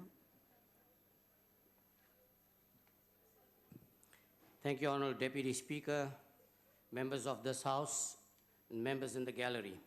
Honorable Deputy Speaker, allow me to acknowledge the presence of the Nese family who are seated in the gallery. Also, Honorable Deputy Speaker, allow me to acknowledge the presence of my leader, VZ Magwaza Msibi, who has made remarkable progress. The National Freedom Party shares in the sadness of this honorable House today as we pay tribute to a fellow comrade and member of this House. The late Honorable Bonisile Alfred Nese left behind a long history of involvement in the furtherance of our developing democracy. Having served in the National Council of Provinces, the Eastern Cape Legislature, as well as in the National Assembly. Despite his physical challenges, this did not deter the late Honorable Bonisile Alfred Nessie from putting the interests of the people of South Africa first. His history of involvement in the various levels of government is a sound testimonial which speaks of a person committed to the development of democracy. In addition, his involvement with his constituency in Grahamstown tells us of a man who served people as grassroots with equal dedication. We extend on behalf of the National Freedom Party sincere condolences to his bereaved family who are coming to terms with the loss of a husband and father, and to the African National Congress and the SACP who have lost a loyal cadre. We pray that you will find solace and comfort in the knowledge that the Honorable Nessie made a valuable contribution to the steady progress of our democracy, and that his memory will live on in the hearts of many people. May his soul rest in everlasting peace. I thank you. Honorable Kwankwa. Thank you, Honorable Deputy Speaker and honorable members. Honorable Bonisile Alfred Nessie was a humble, dedicated, and courageous member of this House. I had the privilege and the honor of interacting with him on numerous occasions, both formally and informally, and he came across as a good debater. Ndifuna uqale ndithi ngesiXhosa. Ebedla ngothi xa eqhula sithetha ngento zepolitiki siphikisana. Athi mamelana apha makodini. Sanike nilinge nimane nisibetha ukuba sivelile ngoku sizawuthi ngomba. Yayinto yakhe in that corner. But I think the other very more important thing about him has to do with the monumental contribution that he made to the struggle for liberation. But one of the things that stand out in the many conversations, especially informal conversations that we had, was him being very concerned and gravely concerned, firstly about the state of his movement, and secondly about the state of the nation. It's a fact. And it's one of the things that he would encourage us as young people to say, at some point, we're going to have to work together to find solution to some of these challenges. I remember 2 weeks before we had our constituency period, he was outside and he said to me that we delivered political freedom to you. It's going to be your turn to sort out the economic freedom. We couldn't do all of it. And in this conversation, one of the things we said, he said, look, hindsight is a perfect science. It's easy for you guys to criticize us for some of the mistakes that we may and may not have made in 1994, but remember, it's because you are taking a retrospective view. He said, let me remind you that your kids tomorrow, the future generation, will also look back today on the mistakes you've made, and they too will blame you for those mistakes if you're not careful.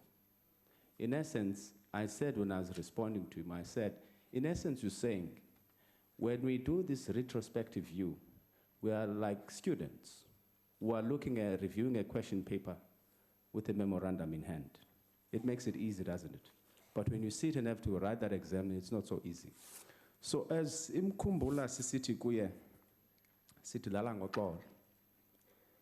Ndifuna ukuthi ngesintu ndithi menze Thixo alale ngoxolo aphumle ngonaphakade umkhanyisele ngokhanyiso olungacimiyo. May his soul rest in peace. I thank you so much. Thank you, Honourable Member. The next speaker is the Honourable Dudley. Thank you, Chair, and thank you, Honourable Conco, for sharing those special moments and those insights into Honourable Nessie's thinking. The ACDP extends its heartfelt condolences to the family of Mr. Nessie, his friends, colleagues, and members of the African National Congress. We were saddened by the news of his passing and will miss his contribution in Parliament. We pray that you will be comforted in your grief and during this time of sudden loss. The next speaker is the Honourable Jafta. Thank you, Chair. The AIC has been shaken to learn about the passing of Honourable Bonisile Nessie. Though we are aware that he has left this earth forever, he is still alive in our hearts and minds. We will never forget the image of his gentle and bright face. On behalf of the AIC, I extend our most heartfelt sorrow and condolences to his family, relatives, the ANC, and friends. No one can prepare you for this kind of loss. It comes like a swift wind. However, take comfort in knowing that Honorable Nessie is now resting in the arms of our Lord. It may be very hard to bear the pain right now, but we must all remember that death is only the end of our physical life and the beginning of an eternal life. May his soul rest in peace. Thank you, Honourable Member. Next speaker is the Honourable Pluama. Thank you, Honourable Chair.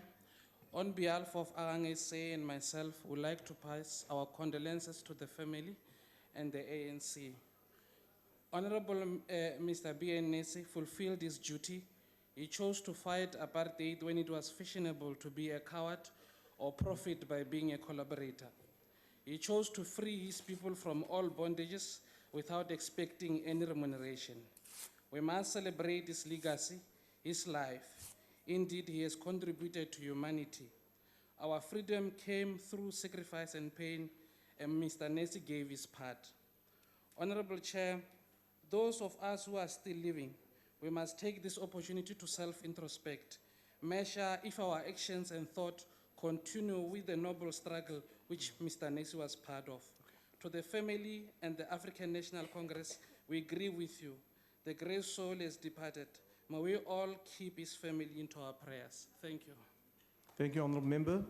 The next speaker is the Honourable Pikinini.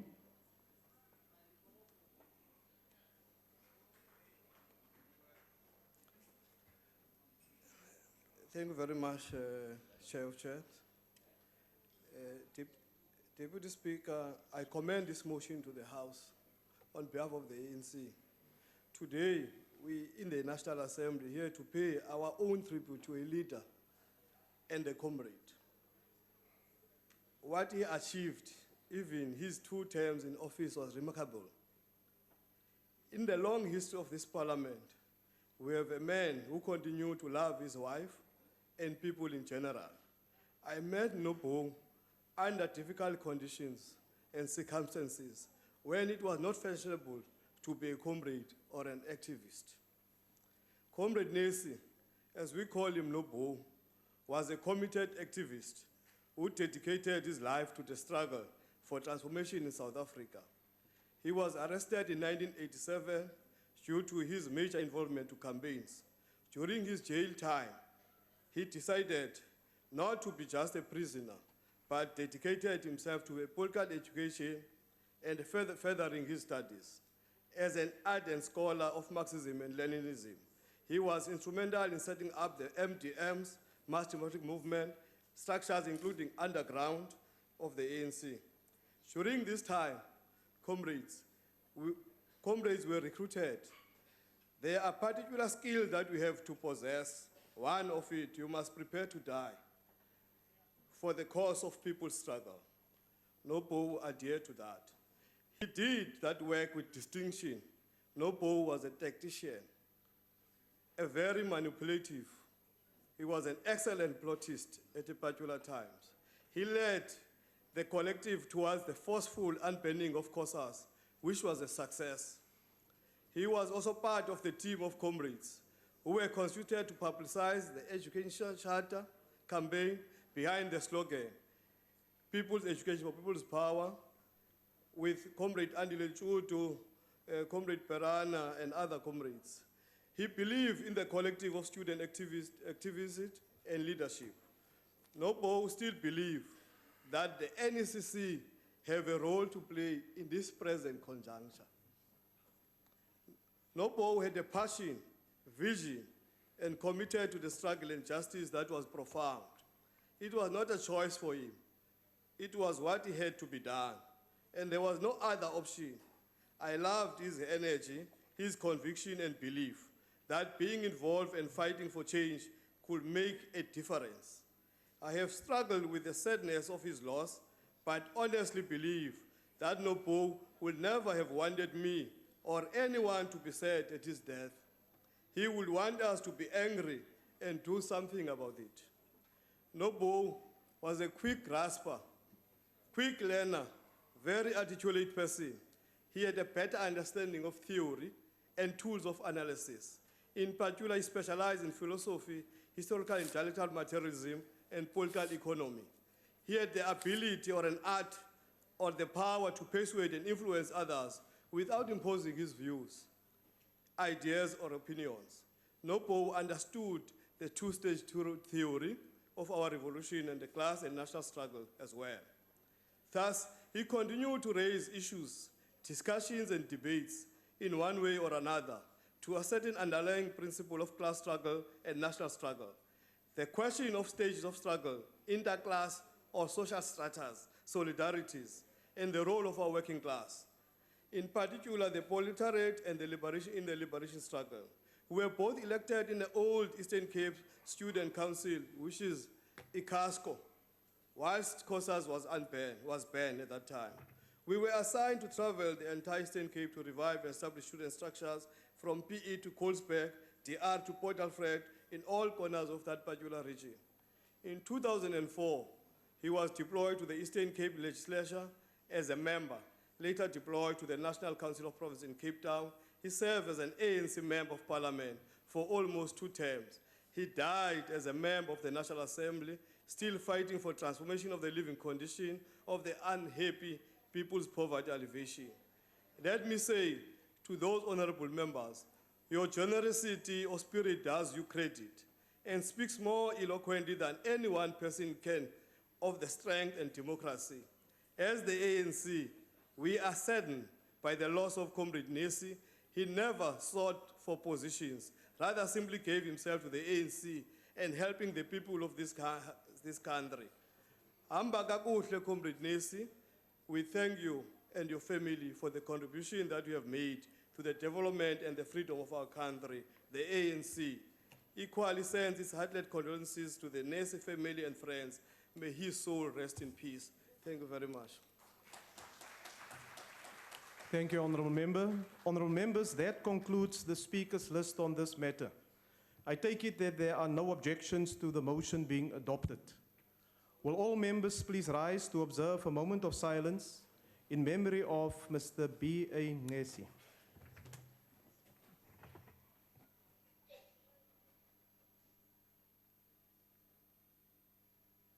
Please be seated.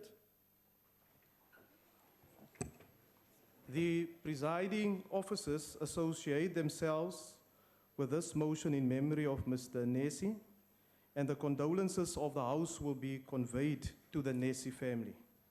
The next item on the order paper is a subject for discussion in the name of the Honourable Dr. M.S. Mocheka on South African jurisprudence, sitting comfortably with the Constitution or the need for change aligned with the principles and values of the Constitution. I now recognize the Honourable Mocheka.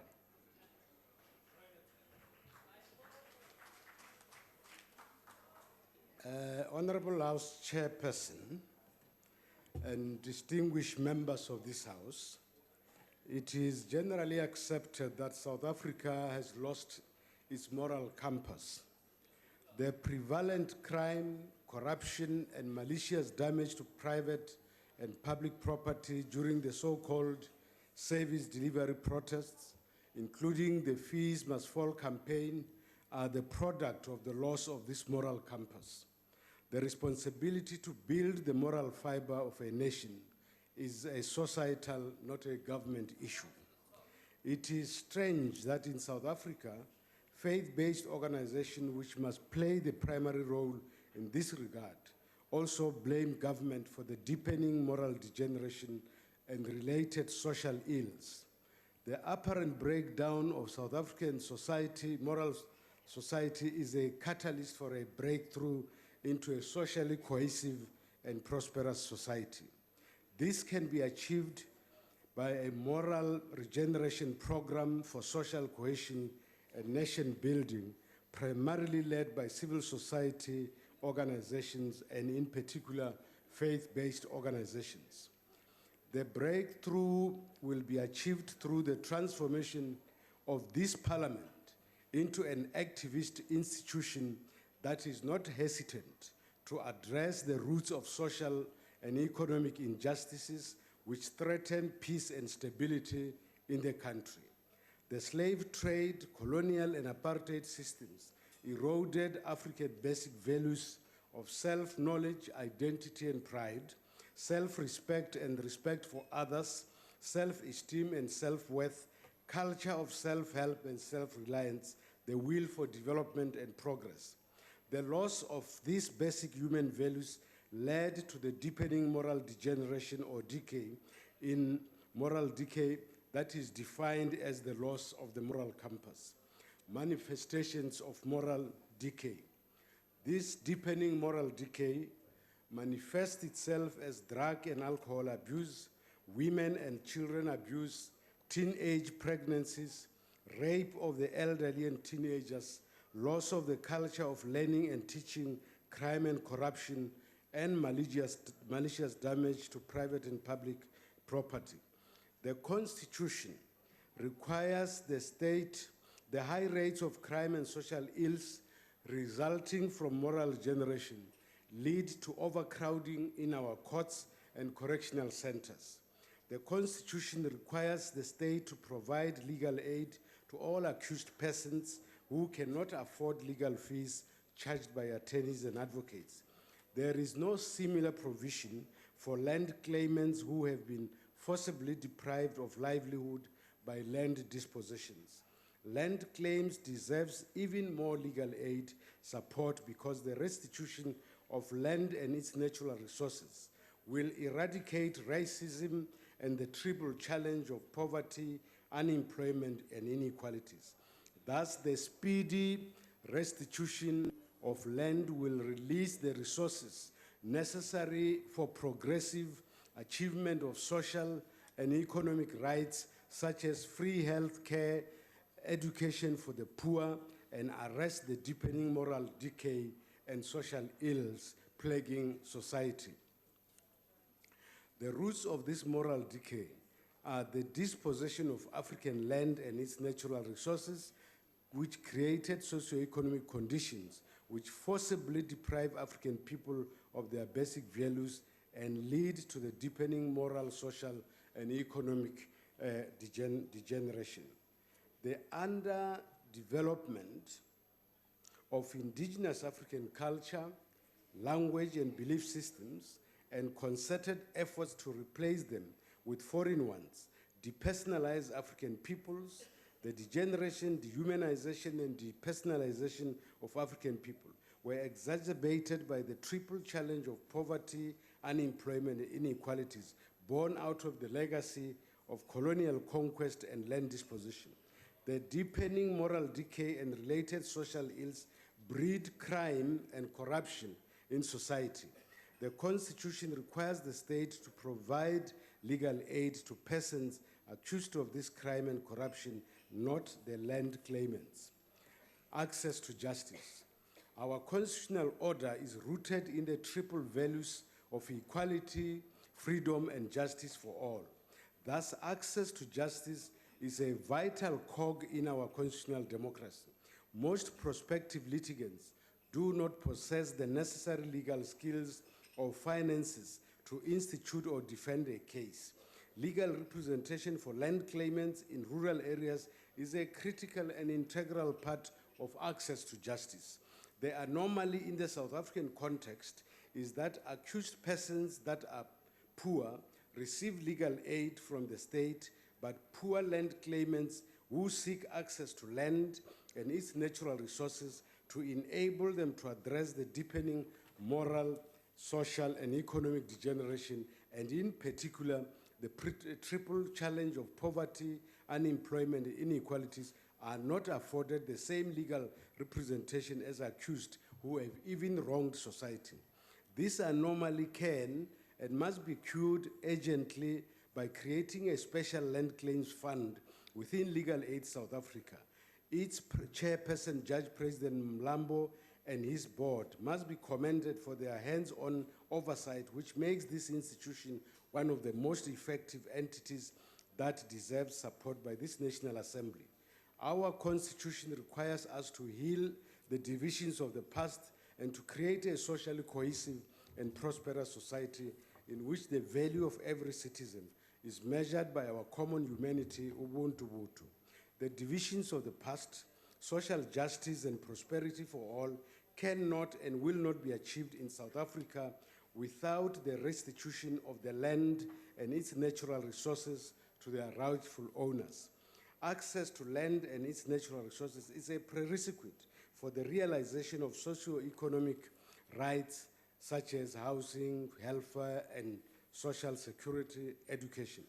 The historic dispossession of African people of their land and its natural resources make land restitution a prerequisite for the progressive realization of social and economic rights, including housing and education for all. The denial of social and economic rights is the main contributing factor to moral degeneration and social ills and this triple challenge of poverty, unemployment, and inequalities. Delays in the realization of social and economic rights are the greatest threat to peace and stability.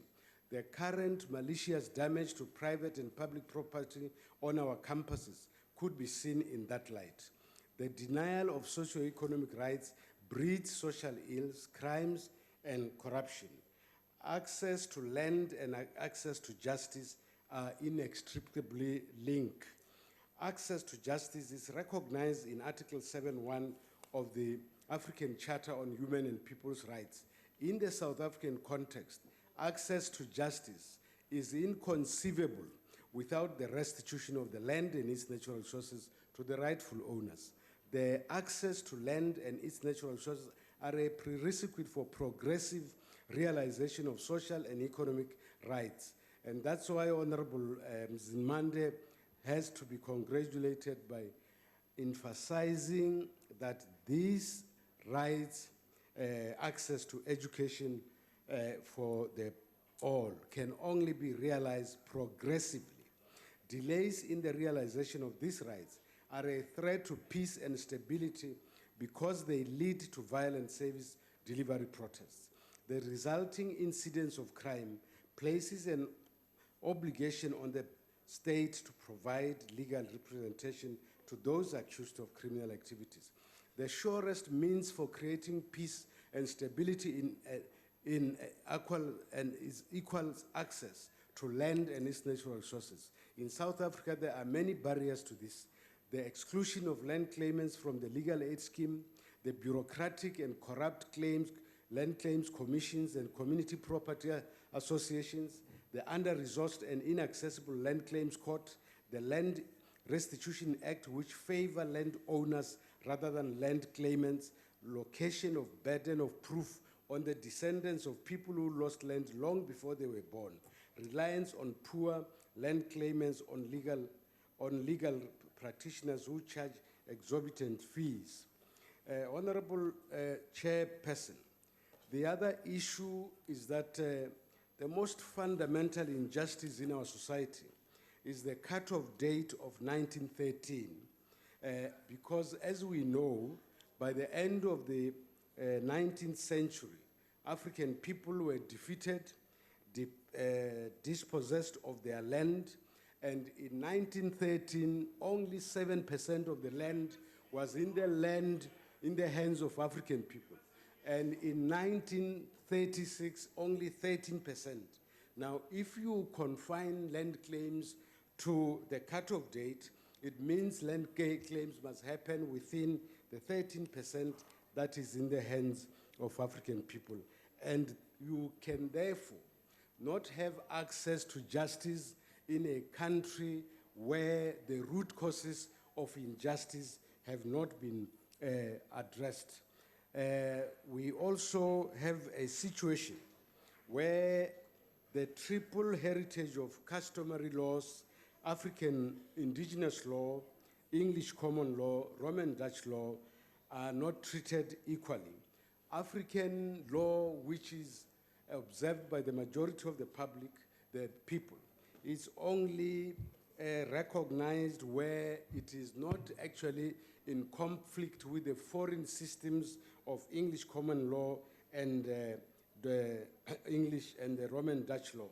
I think it is time now to domesticate African human rights instruments, because as early as the 60s, the African Commission of Jurists said that even when we talk about the rule of law, we must talk about the rule of law in the African context. And in line with that understanding, the AU came up with the human rights, the Charter for Human Rights, Human and People's Rights, the Charter on the Rights of the African Child. But the tendency of our courts and our Chapter 9 institutions Honourable Member, your time is now expired. Not to indigenize this. And I thank you, Honourable Chairperson, and I hope this revolutionary Thank you, Honourable Member. Will be implemented soon. The next speaker is the Honourable Horn.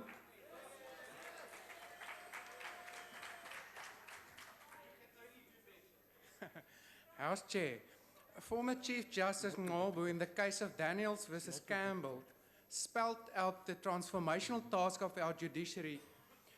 Our jurisprudence, he held, must aim at building a coherent system of law based on the foundations of the Bill of Rights, in which common law and indigenous law should be developed and legislation should be interpreted so as to be consistent with the Bill of Rights.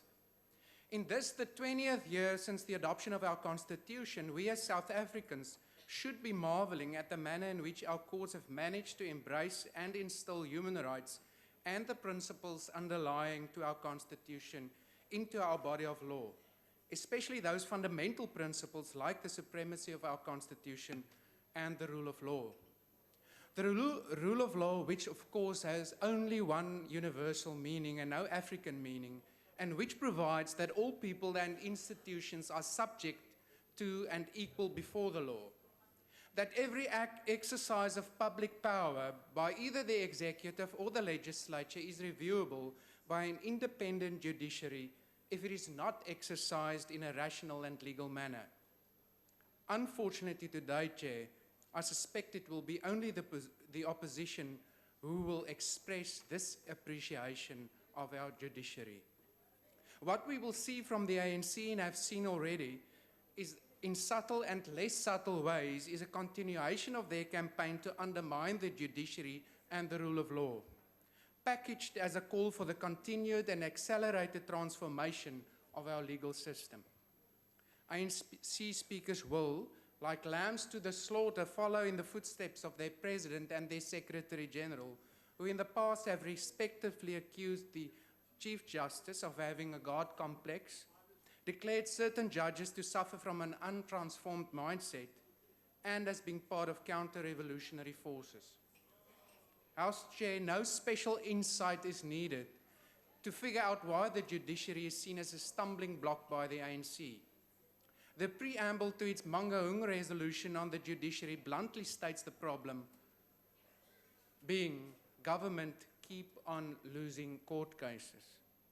And remember, Chair, if anything, this situation has only worsened since 2012. We all know the one thing the ANC in government achieves masterfully is to lose court cases. As a result, the ANC of today are highly irritated with the supremacy of our Constitution and the rule of law as universally understood.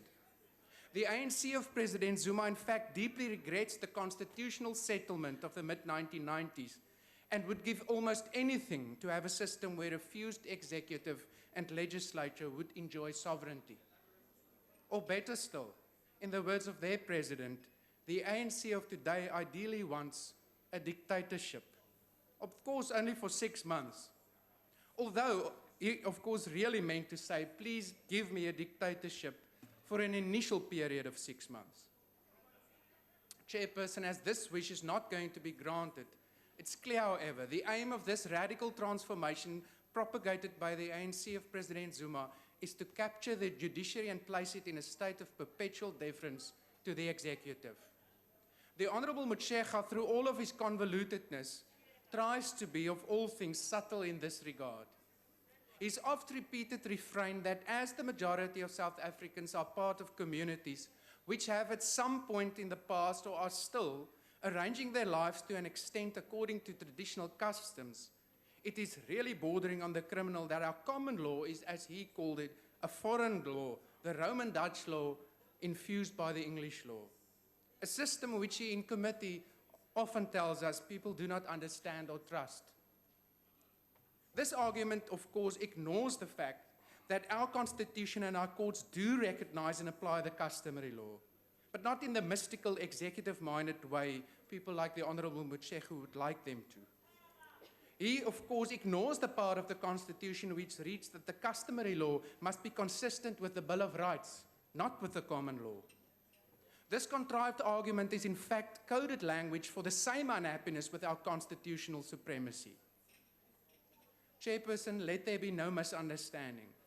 We as the DA stand firmly with all South Africans who understand that the only bulwark against the abuse of power and against the human rights offenses we've seen in Africa is the type of constitutional democracy the ANC of Nelson Mandela insisted on in the 1990s. For it's this constitutional democracy, Chair, which enables South Africans to remain hopeful in the face of a president who are the capturer-in-chief rather than the protector-in-chief of our constitutional institutions. To remain hopeful when a government, ironically represented by the Minister of Justice, shows its disdain for the law and Parliament by announcing withdrawal from the ICC without consulting Parliament, only to have the audacity to tell us in the DA later that rather than asking our courts to adjudicate on his deceptive actions, we should have been the ones asking for a parliamentary debate on this issue. Therefore, Chair, all those South Africans committed to our Constitution and our democracy will join us in celebrating the way in which our jurisprudence is upholding the Constitution, enforcing human rights, preserving judicial independence and the rule of law. For in times like this is what still gives Honourable South Member, Africans your time hope. is now expired. I thank you. Next speaker is the Honourable Matiase. Thanks, House Chair. When the ANC Chief Whip, Honorable Jackson Mthembu, little bubble burst up into pieces when he said the ANC is acting worse than the apartheid government, I knew that the horse has been bolted. When Honorable Motshekga comes and cries that there is lack of transformation in our jurisprudence, and yet his party has been in charge for the last 22 years, and nothing has been done to transform our legal system. And they've got power to do so, but they've been sleeping on duty, failing to transform our legal system. Chairperson, under the normal circumstances, the first democratic parliament in 1994, or maybe with the second democratic parliament in 1999, should have repealed all the apartheid laws. We are sitting here today with apartheid laws because of lazy public representatives of the ANC who only care about looting state resources. Legislation such as the Criminal Law Amendment Act of 1953 that enables government to declare states of emergency and increase penalties on those who protest against the state, such as the students as well as workers in Marikana, and use lethal violence. Black Administration Act number 38 of 1927 was not repealed until to this very day. Most painfully, we still have the Rioters Assemblies Act number 17 of 1956, which meant to prohibit the causing of feelings of hostility between whites and blacks, and to protect white people against the savage blacks. This law is still in force today. The law was an attempt to deal with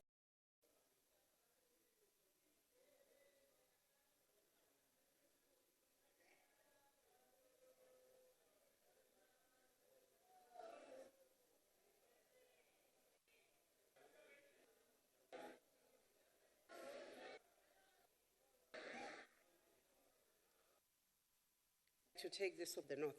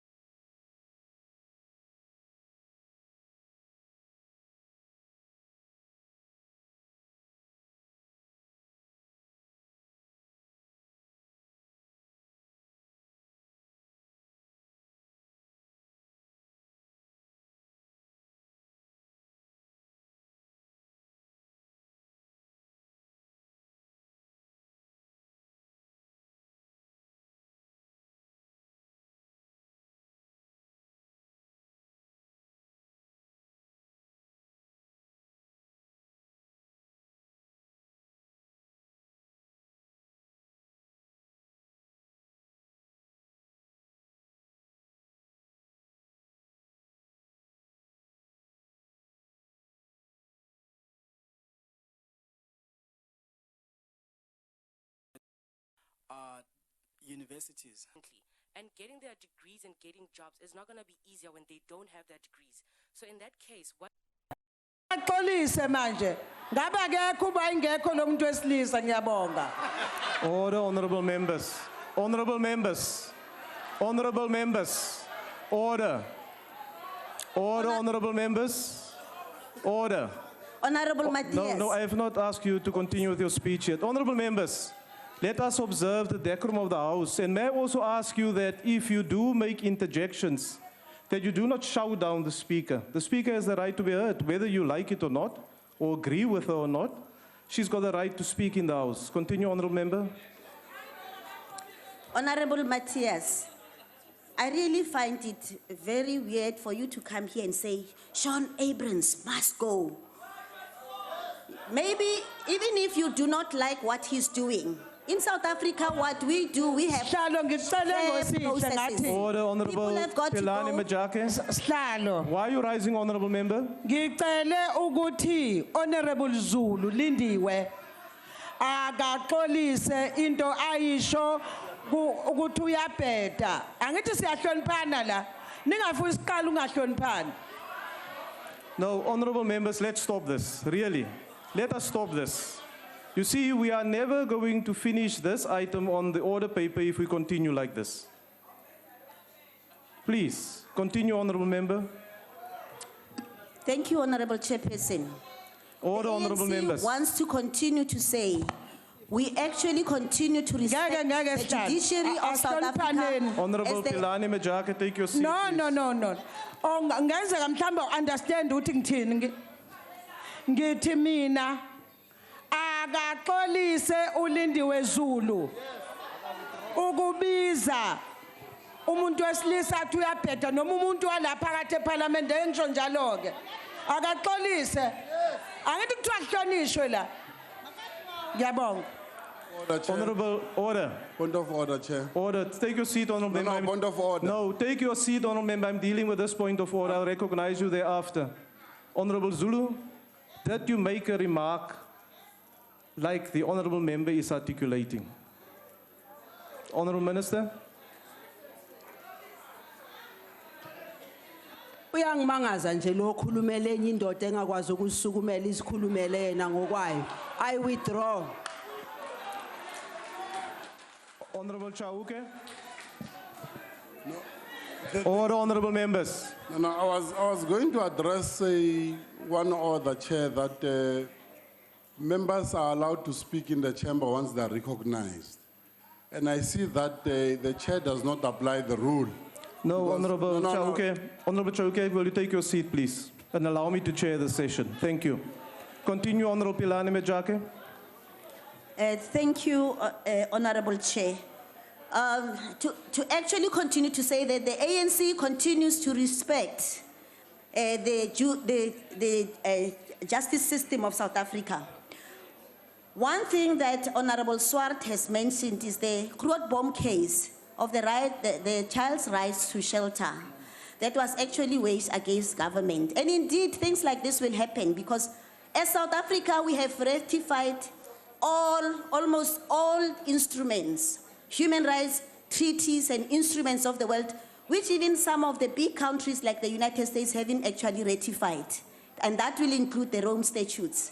And of course, what we need to understand in South Africa is the more we ratify these instruments, they have an implication in terms of compliance and they have financial implication. And this is why, therefore, the government was actually found to be wanting when it comes to the child's rights to shelter, when it comes to the Grootboom case, because of the Convention on the Rights of the Child that South Africa has ratified. The only thing that we need to just say to ourselves is that because we come from a difficult past, we found ourselves really complying to anything that was about protection of human rights, and maybe to some extent not taking into consideration to what extent we were committing ourselves in terms of responding to all of these instruments. One thing about the jurisprudence of South Africa is that today, as we are debating, we are actually saying we need to review the processes that we have now that relates to jurisprudence in South Africa, because South Africa Le bona ba batla gore dikhoto tse ba file gore di a ba representa. Batho ba rona ba lla ba re ke kgale ba tsamaya ba claima for land. Di cases tsa bona ha sa le di ntse mo ha di finalize. Bo mme ba South Africa ba lla go na le mathata mangata a ba na leng ona. Ha ba ya go dikhoto tse o kreta ba tsa bona ha ba di utlwi gantle gore ke di ba reng ka gore di tsamaelana le setso sa rona sa Setswana sa seZulu sa seXhosa. Re tshwanetse re bane le melao ya South Africa e tla itseng gore e bue le batho ba rona ba South Africa. Go monate go bana le bo honorable Hon. Honourable But re member, ka your se ba time has thabisi expired. ka gore re tswele pele re etse melao e sutang bona fela. Ke a leboga. The next speaker is the Honourable Mbinda.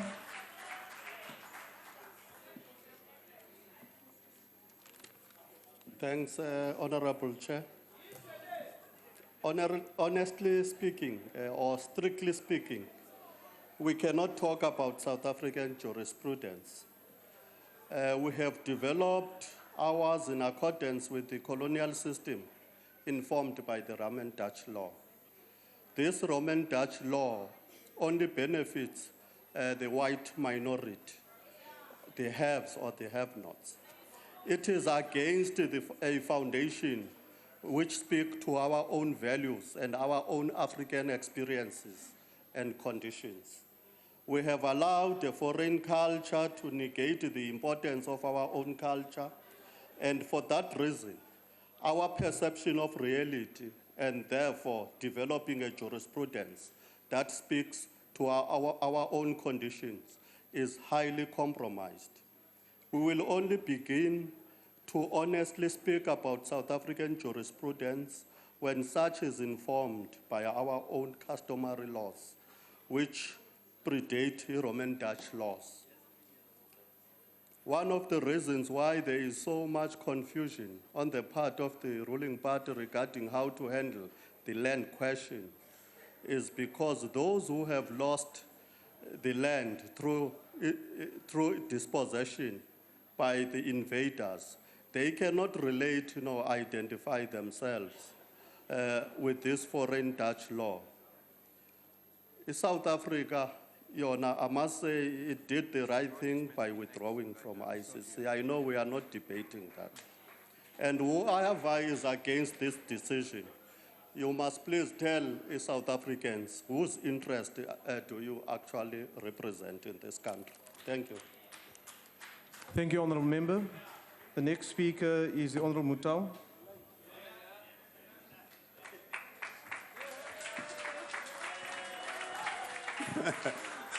Thank you very much, House Chair. I didn't know how to start my speech this afternoon, but now I realize that I can also tell the honourable member who just left that it is absolutely folly for this country to pull out of the ICC. And maybe let me start here to remind ourselves what we are doing here or trying to do. The Constitution states in very, very clear terms in its founding provisions that, and I quote, "The Republic of South Africa is one sovereign democratic state founded, among other values, on the supremacy of the Constitution and the rule of law." It further states that, and I quote again, "This Constitution is the supreme law of the Republic. Any law or conduct inconsistent with it is invalid, and the obligations imposed on it must be fulfilled." With regard to the President, the Constitution states this very, very clearly, that the President is the head of state and the head of the national executive, and that he or she, and I quote again, must uphold, respect, and defend the Constitution as the supreme law of the Republic. Honorable members, I do this for the benefit of Honorable Mpumloana and Honorable Pilani Majake. If I had time, ma'am, the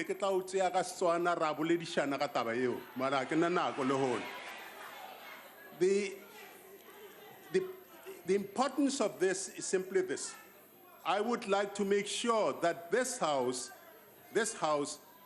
should not be in any doubt, where any misunderstanding as to where the misalignment is that is in the heading of this topic. Let me make this point. When the respected courts of this country have their judgments flouted by the President, members of his cabinet, and certain members of this House, this is not a failure of our jurisprudence or the Constitution. President Zuma and his acolytes, who are always ready to defend him with psychopathic zeal and selfish party political expediency, must take the blame for that. They try at every turn to place themselves above and beyond the Constitution and the apex core of this land, which is the Constitutional Court. Honorable House Chair, it is the ANC, its president, and its members in this House who need reorientation and realignment about the supremacy of the Constitution, the rule of law, and the binding powers of the remedial actions of the public protector. For instance, President Jacob Zuma should have resigned from office on the 1st of April 2016, following the devastating Constitutional Court judgment handed down against his regarding Nkandla Gate on the 31st of March 2016.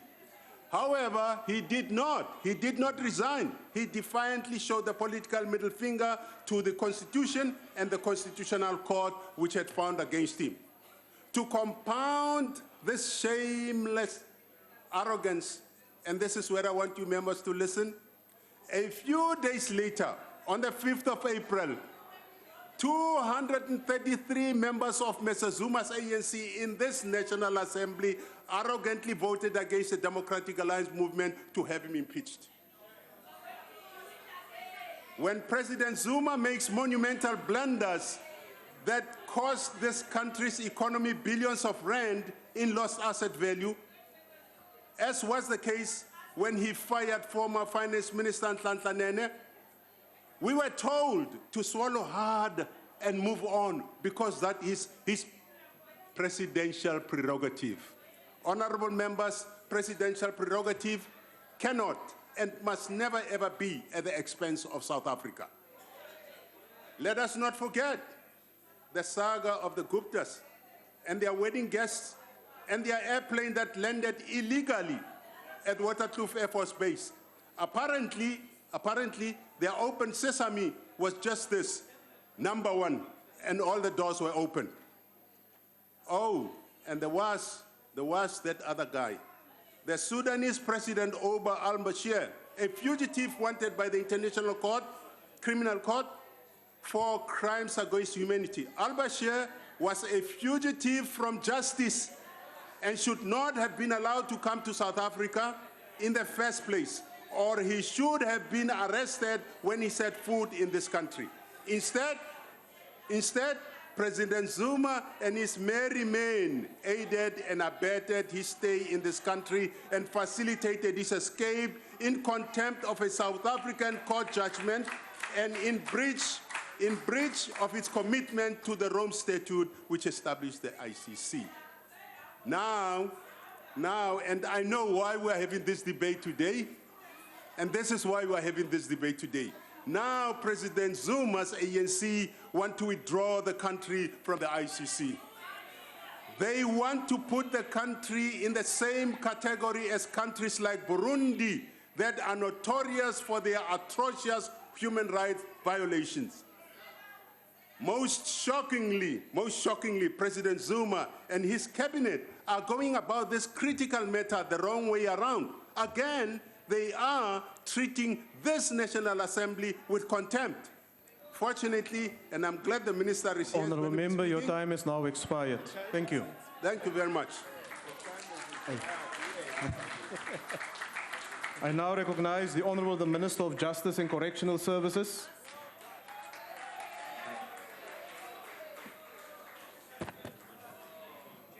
Chair of the House, colleagues, distinguished guests, great South Africans.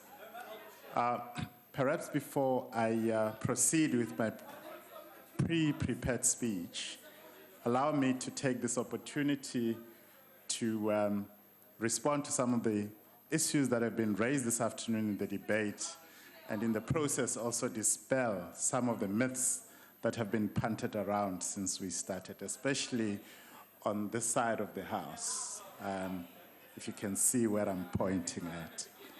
Now, order, honorable members. Before I proceed, though, let me, in deference to the rules of this House, in particular the rule of anticipation, beg your indulgence by allowing me not to indulge in the discourse around the decision taken to withdraw from the ICC in light of the fact that, as I understand, this House is scheduling an opportunity for us to give a full ministerial statement where we'll set out the reasons and clarify the legal basis for the decision.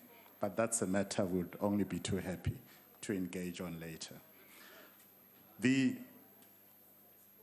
Maybe we should start from the beginning. 1652. That's when South Africa was first exposed to colonization. 1820, the second phase of colonization, when the English step on our shores. And of course, following the Anglo-Boer War, towards the close of the 18th century, we arrive at 1910. A new country is born to the exclusion of the majority of the people of this country. As if that is not enough, 3 years later, 2013, colonization take its severest form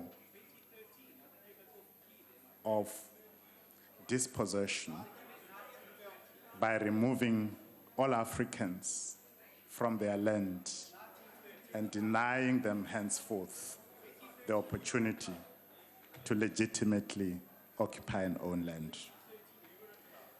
Now, I therefore have to start by acknowledging and agreeing with Honorable Matole, the chairperson of the Portfolio Committee, that indeed land dispossession kick-started a series of policies and legislative interventions that were calculated not only to deprive Africans of a fundamental right of access to immovable assets, which is a core value and a core instrument for wealth creation, and thus relegating Africans to perpetual years, not only of dispossession, but of poverty, inequality, and ultimately a legacy of structural unemployment, which continues to persist today.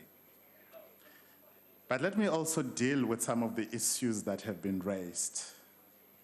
Honorable Matthias, on behalf of the EFF, argues that the prosecuting authority in this country continues to use apartheid laws calculated to oppress a section of our population in order to politically persecute their leader. Well,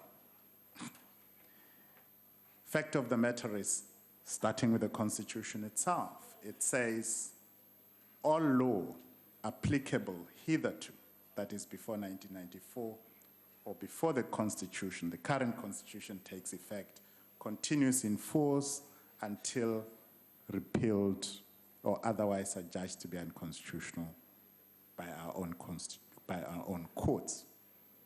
Now, for as long as and until laws, be it the common law, customary law, statutory law, or even international law, has been in any other way tampered with, it continues in force and continues to be law in the Republic. But it does not only end there. We in this country have taken a firm stance to say we're going to transform this country, we're going to address the issue of land that I've just alluded to, and all other remnants of the legacy of apartheid in an orderly fashion. And to do that, we will adhere to the Constitution and the rule of law. And that's how we're going to address that question. So, if the EFF is impatient and wants to mobilize South Africans to invade land, want to cause anarchy in order to fast-track the ideals which already the ANC has clearly stated as its primary objectives, namely to reverse the legacy of inequality, dispossession, and disadvantage occasioned by apartheid. If they want to pursue the same ideals through violent means, through disorderly means, through causing anarchy, this government will not allow it. We refuse to succumb to anarchy, even if ultimately we may agree on the ultimate objective that we seek to realize. It does matter how you get there.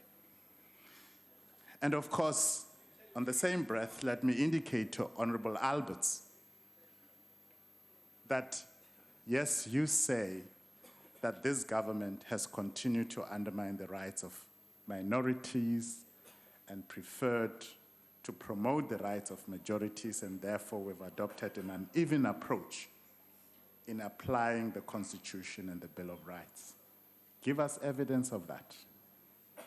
Because in any case, if we ever dared do that, you know our courts are independent, and you would have been the first to run to court to have our conduct adjudged to be unconstitutional or in conflict with the rule of law.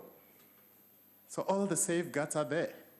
And of course, this year we're celebrating a successful, not only adoption, but implementation and development of a constitution and constitutionalism in our country, which we have every good reason to celebrate, justifiably so, when we look back at the kind of jurisprudence that has evolved since the Constitution was adopted and certified by the Constitutional Court 2 decades ago. Now, people are accusing the President of not upholding the Constitution, of violating the Constitution. They refer to a Constitutional Court judgment. Well, let me tell you something about the judgment and the Constitutional Court having adjudged certain conduct of the executive, be it the Constitutional Court or all our other courts, to have been unconstitutional. Google up and check how many times has the President of the United States of America been found or been adjudged to have acted contrary to the Constitution of the United States of America. Go through our jurisprudence. Go through our jurisprudence and check how many times our own precedents before the current president have been adjudged by our courts to have acted inconsistent with our Constitution. That's democracy in the works. Nothing melodramatic about it. Sometimes our conduct in good faith will be adjudged by the courts to be unconstitutional. Judicial review is part of our constitutional dispensation. That's what brings vibrancy and life to our Constitution. Nothing wrong with that. Now, nothing wrong with the fact that our courts will never be impeded by an ANC government from doing their work, even if it means making pronouncements that may not even be palatable to us. We respect the decisions of the courts. Name any instance where the Constitutional Court made a pronouncement on constitutionality and went about doing anything else but saying that we shall abide and respect the decisions of the court. But maybe I shouldn't procrastinate and waste too much time on opposition rhetoric that doesn't take us very far, and rather focus on matters that really matter. Now, the preamble to the interim constitution alluded to, quote, a need to create a new order in which all South Africans will be entitled to a common South African citizenship in a sovereign and democratic constitutional state in which there is equality between men and women and people of all races, so that all citizens shall be able to enjoy and exercise their fundamental rights and freedoms, end quote. In 1996, South Africans adopted the Constitution as the supreme law of the Republic, so as to heal the divisions of the past and establish a society based on democratic values, social justice, and fundamental human rights. Lay the foundations for a democratic and open society. That's why you are able to say all manner of things, even against a sitting head of state, that are insulting, and get away with it. In which government is based on the will of the people, and every citizen is equally protected by the law. Improve the quality of life of all citizens and free the potential of each person. As an anecdote to my remarks, let me iterate what I presented to the Portfolio Committee recently on the occasion of the presentation of our annual reports in the justice sector, namely that the Constitution provides the basis for the overhaul of our country's legal system. It envisions a renaissance of the legal system that predates it, which bears the visible hallmarks of the Roman Dutch law and English law, both of which, as a historical fact, found their way into our body of law through colonial conquest. The Renaissance project concept, which resonates with the deconstruction of the colonial and apartheid legal system, calls for a holistic creation of a new body of law through statutes, policy, decrees, and progressive jurisprudence, all of which must be predicated on the supremacy of the Constitution, the rule of law, and the value of Ubuntu. The infusion of the African value system embodied in the concept of Ubuntu will ensure that our legal system, be it criminal law or civil law, creates a just, caring, and humane legal order that all South Africans yearn for. An important initiative which underpins our quest for the realization of a developmental jurisprudence is the assessment of the impact of decisions of the Constitutional Court and Supreme Court of Appeal on the lived experiences of the citizens of this country. The University of Fort Hare and the Human Sciences Research Council were assigned this important work, which is termed, quote, the Constitutional Justice Project, end quote. The terms of reference of the project were couched wide enough to focus on socioeconomic jurisprudence, development of our common law and customary law as mandated. Honourable Minister, your time is now expired. As consider access to justice imperatives with emphasis on making the Constitutional Court more accessible to our poor. Chair, it is a pity that unfortunately I'm not able to complete my speech, but thanks for the opportunity. Thank you, Honourable Minister. Honourable members, that concludes the debate on this subject. The next item on the order paper is member statements. Does any member of the ANC wish to make a statement? Continue, Honourable Member. The African National Congress congratulates Member Lady Sundowns on winning the CAF Champions League title, beating Egypt Zamalek on 3-1 on aggregate over 2 legs. Sundowns, who received their crowns on Sunday in Alexandria, Egypt, become only the second South African team to win the continent's most coveted crown, following in the footsteps of Orlando Pirates, who won the same title in 1995. The Tshwane-based club produced a legendary performance to make South Africans and the entire SADC region proud. This success elevates South African football to greater heights. To Mamelodi Sundowns President Patrice Motsepe, Coach Pitso Mosimane, the entire technical staff and players, the African National Congress says thank you for your determination and commitment. We wish you all the best as you will be representing the African continent at the 2016 FIFA Club World Cup, to be hosted in Japan from the 18th to the 18th of December 2016.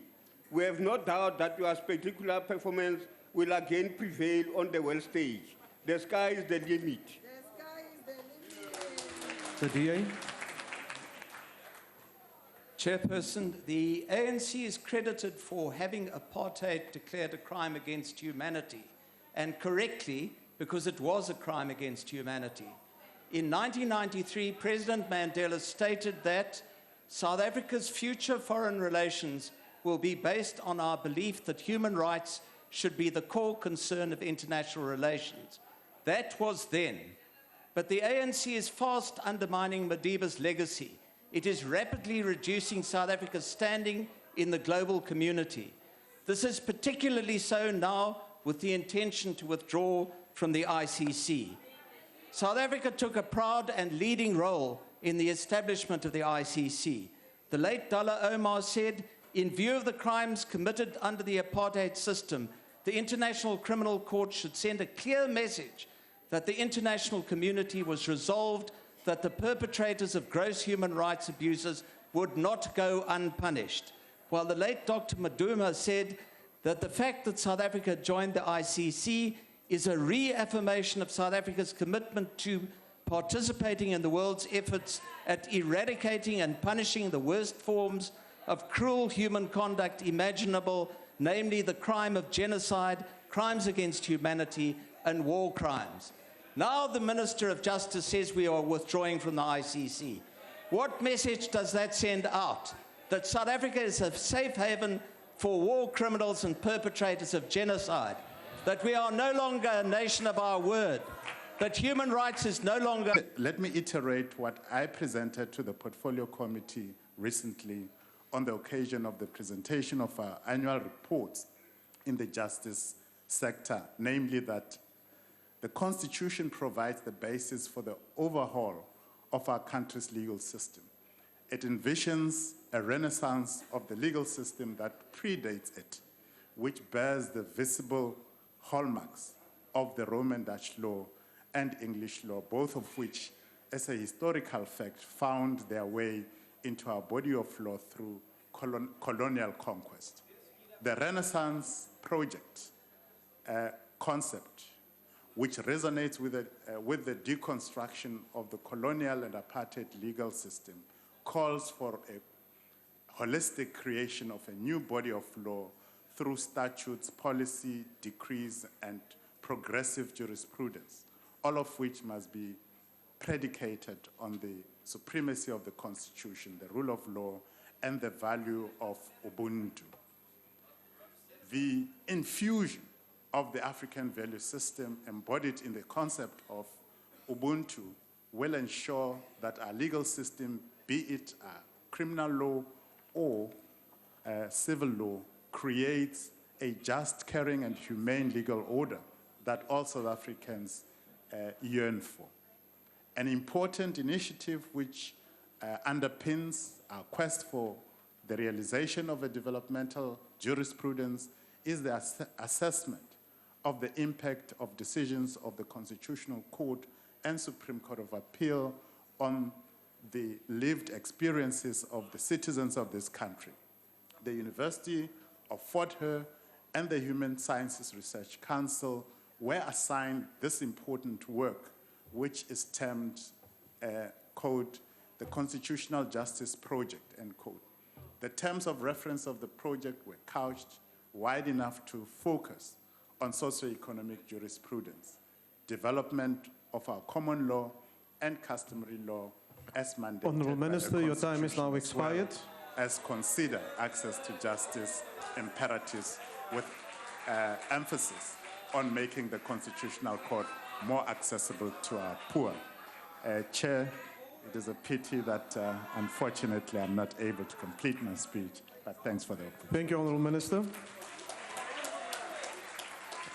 Honourable members, that concludes the debate on this subject. The next item on the order paper is member statements. Does any member of the ANC wish to make a statement? Continue, Honourable Member. The African National Congress congratulates Mamelodi Sundowns on winning the CAF Champions League title, beating Egypt Zamalek on 3-1 on aggregate over 2 legs.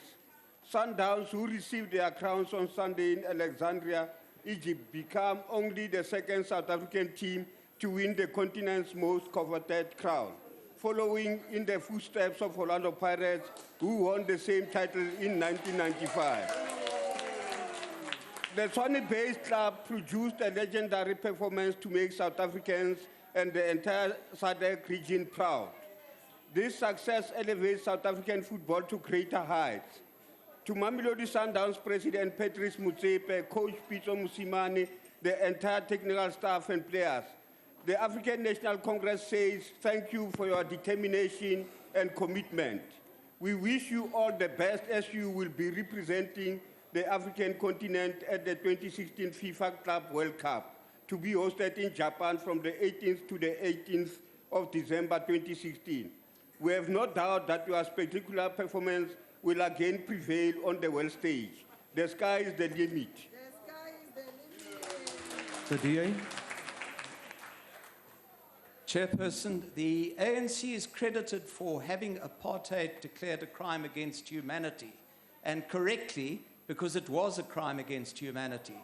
In 1993, President Mandela stated that South Africa's future foreign relations will be based on our belief that human rights should be the core concern of international relations.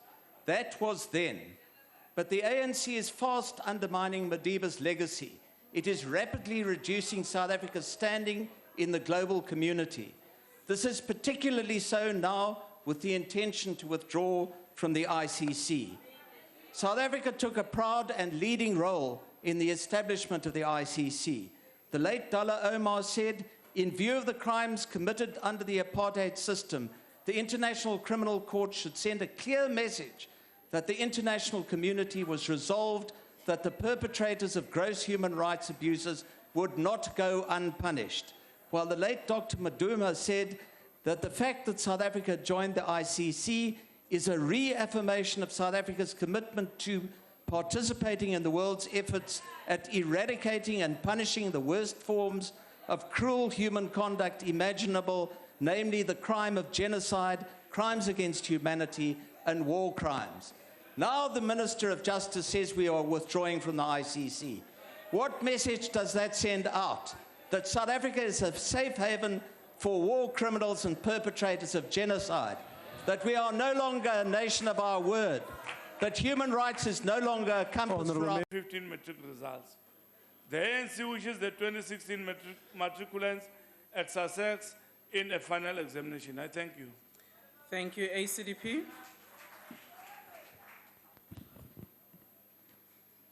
Chairperson, the United Nations Educational, Cultural and Scientific Organization, UNESCO, passed a resolution on the 12th of October 2016 that by implication denies the ancient Jewish connection to Jerusalem's holy sites. While the resolution asserts that Jerusalem is holy to the three monotheistic religions, namely Judaism, Islam and Christianity, the Palestinian Minister of Religious Affairs, Mahmoud al-Habash, is on record as saying the Temple Mount is, and I quote, a holy site for Islam and only for Islam. Al-Aqsa Mosque is a Muslim site and we do not recognize any of the stories about the temple in close quote. Thus, he denies the historical and biblical teaching that at this site there were two Jewish temples that were subsequently destroyed by the Babylonians and Romans respectively. It is also noted that the Temple Mount is Islam's third holiest site, second to Mecca and Medina, but for the Jews it is the holiest of all their religious sites.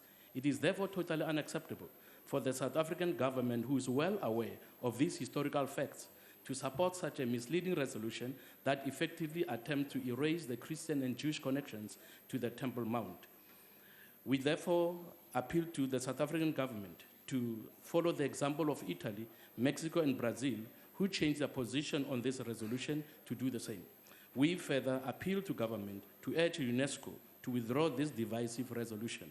The ACDP calls for access for all faith groups to the Temple Order, Mount Honourable and for Member. free expression. Your time is up. ANC.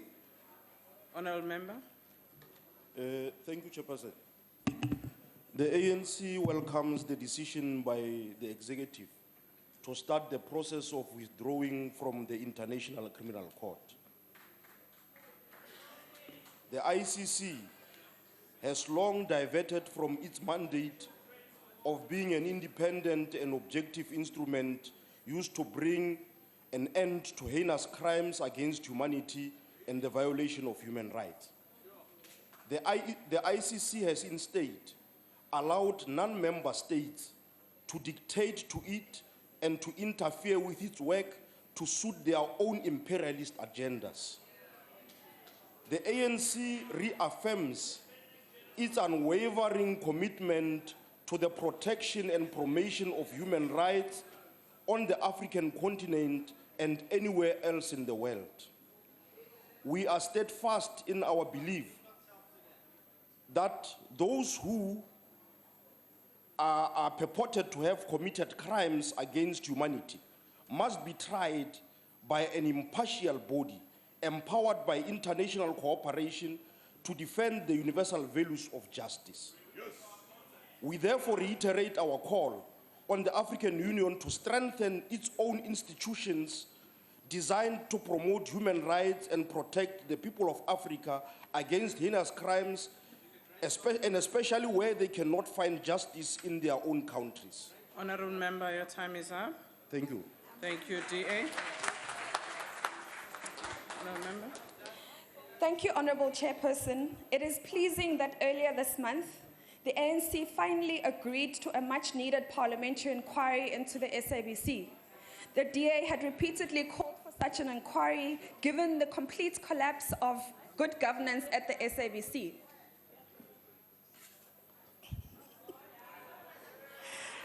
It is a travesty that the ANC has allowed the crisis at the SABC to escalate to its current state. But nevertheless, better late than never. We have also noticed that since the announcement of the inquiry, the Minister of Communications has taken a vow of silence and distanced herself from the mess at the SABC. We would like the Minister to know that we are not fooled. She is just as responsible for the mess at the SABC as the board, Hlaudi Motsuneng, James Aguma, and indeed Point the of ANC. order. Order. Honourable Member, what's the point of order? The Honourable Member was standing right in front of the Honourable Member speaking, and now he's standing, the member behind him is speaking. Thank you, Honourable Member. Honourable Pozzoli and the other Honourable Member, if you can just take a seat so that the member finishes.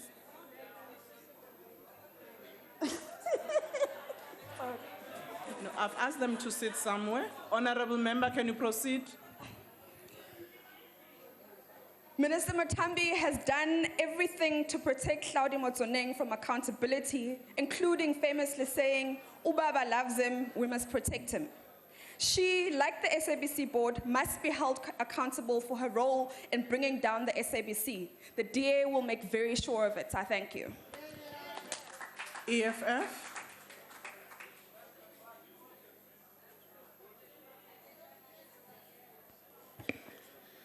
South Africa faces a serious water crisis, and the ANC government does not want to build internal capacity or political will to resolve the root cause, which is poor maintenance of water infrastructure.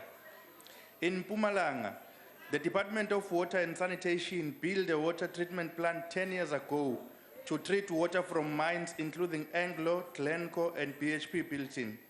But because these mining companies are operating illegal and are not complying with the MPRDA and the Mining Charter, and some are criminal organizations, they refuse to pay for the water being treated.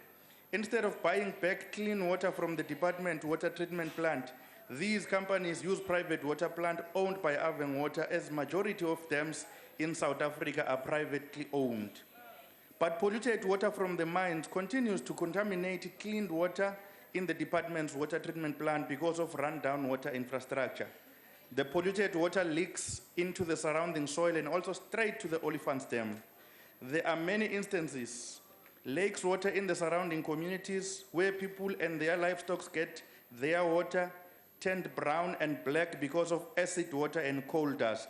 As a result, the Department of Water and Sanitation spend millions every year buying water from Aveng Water, but the water treatment plant is standing empty and not used. Instead, engineers are appointed on expensive contracts just to cut grass instead of doing engineering work. Mines are killing people because government is prioritizing capital accumulation and greed over life.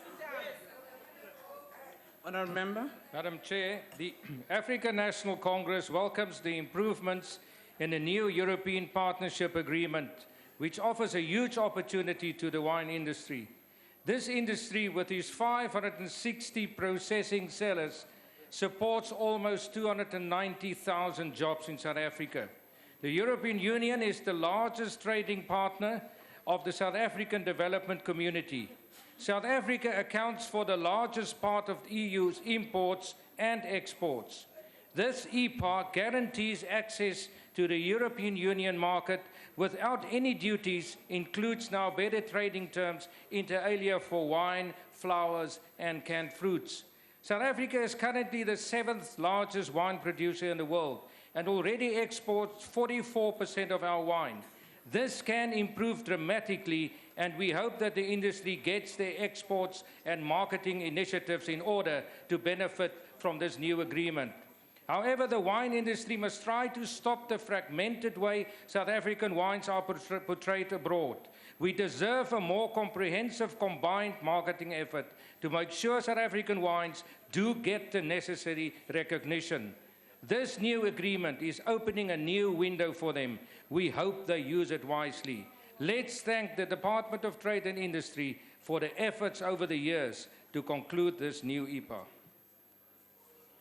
PAC.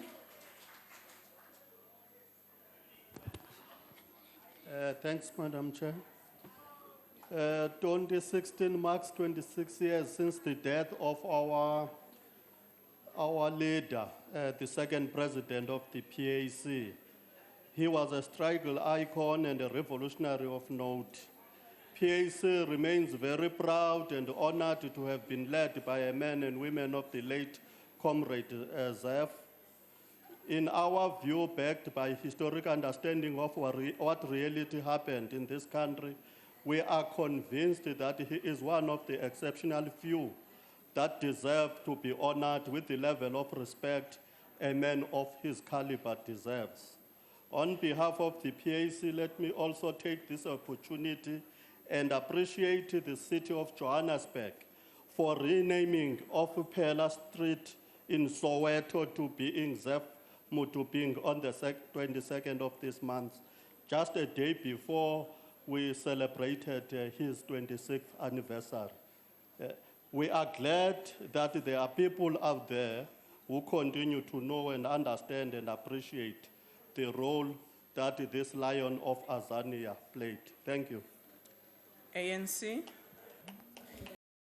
The African National Congress congratulates the chairperson of SALGA, Councillor Parks Tau, on his election as the President of the United Cities and Local Government, UCLG, on Friday, the 15th October 2016 in Colombia. UCLG, which is equivalent to the United Nations, is the umbrella body for local government around the world and is made up of more than 1,000 cities. Comrade Parks Tau will be at the helm for a period of 3 years, creating sustainable partnership with business, civil society, innovation institutions, and international multilateral organizations to access global partner for development. His election to the presidency of the body comes as no surprise to the ANC because he is a globally recognized and experienced leader in local government. The current chairperson of the ANC in Johannesburg region possesses the necessary experience, expertise, and commitment to deliver on what is expected of him, as he has done so before. It was under his tenure at the helm that the Global Financial Centers Index ranked Johannesburg as the most economical power city in Africa and amongst the leading 40 in the world. It was under his leadership that Fitch, one of the world's most respected ratings agents, accorded the city of Johannesburg the status of being South Africa's #1 Thank you, metro Honourable when Member. it comes to Your financial time is up. management. Thank you. DA. DA.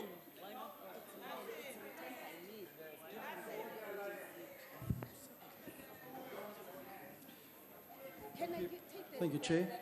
The chairman of the PRASA board, Papa Molefe, says that the Minister of Transport requests to abandon the investigation by worksmen into corruption into the passenger rail agency goes against the advice of the public protector.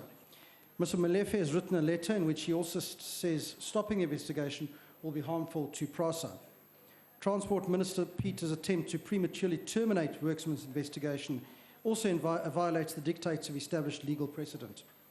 This precedent expressly stipulates that the agreed party in a public protector mandated investigation must do so by way of a review application and cannot circumnavigate this process for narrow political ends. As such, we maintain that her conduct in this regard remains highly irregular and possibly unlawful, and she must be sanctioned for acting outside of her remit, which we believe is an abuse of power. Chairman Molefe further notes that capitulating to Minister Peter's request to call off the worksmen's investigation will expose PRASA to the tune of approximately 12 billion of possibly irregular, fruitless and wasteful expenditure.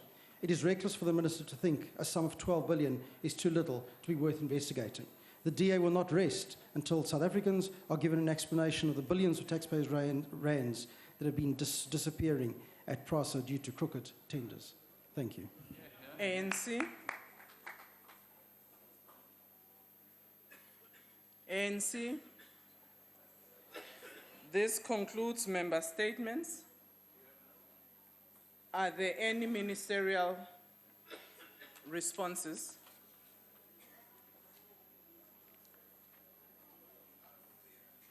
Minister of Trade and Industry.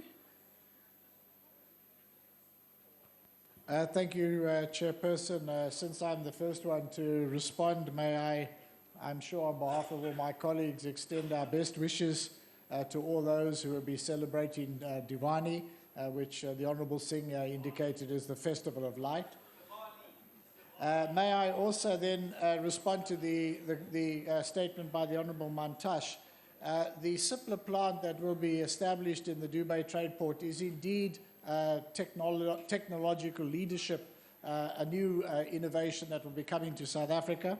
It's what's called a biologics plant, and the thing about that is that it will be producing pharmaceutical products not from chemical processes but from biotechnology.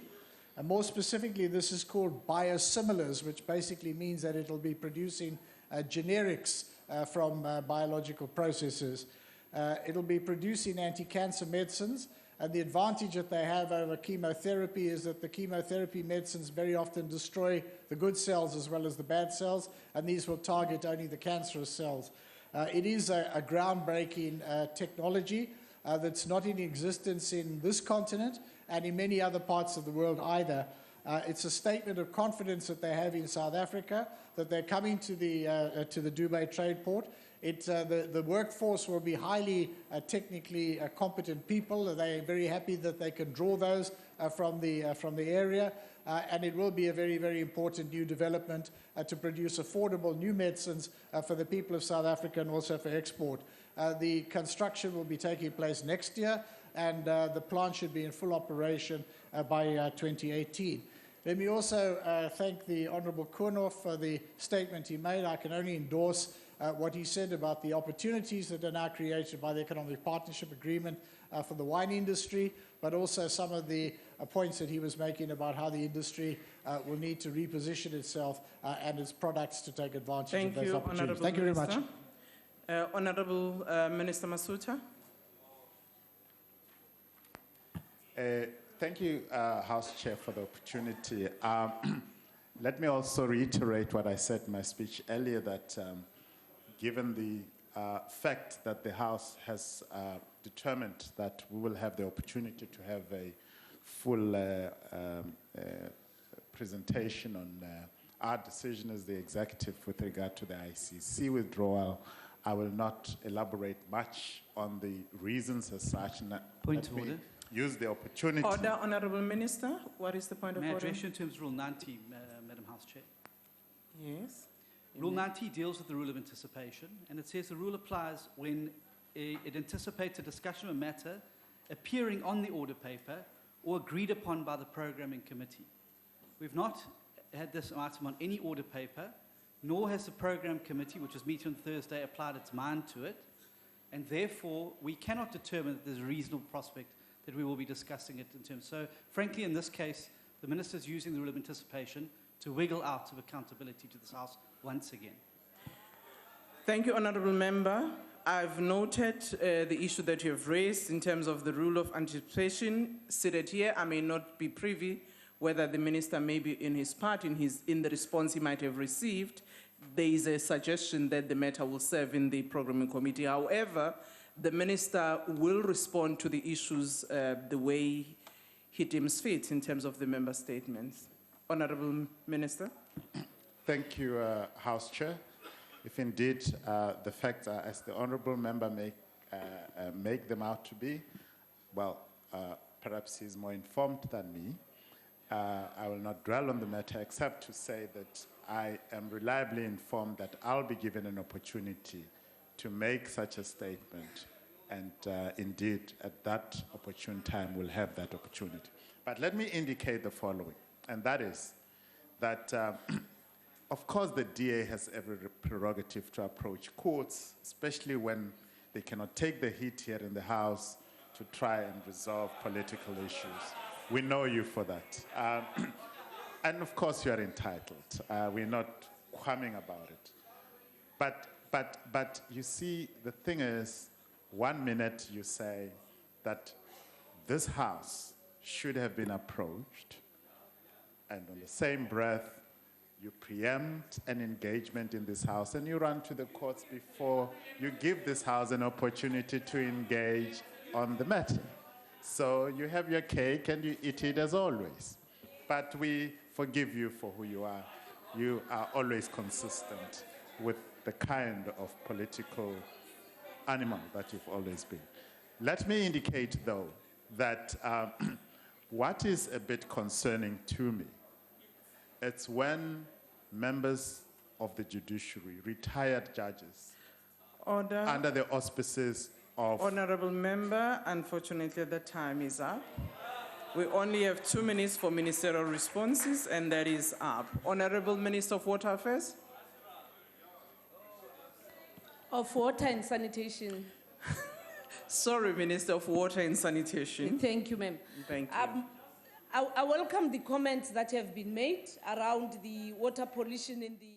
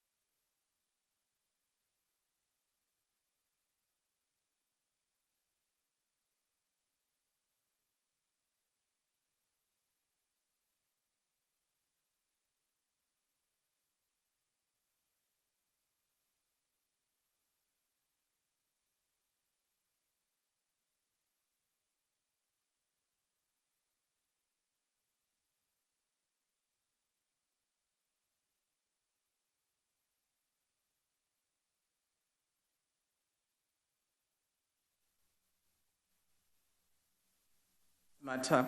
Deputy Minister Nel.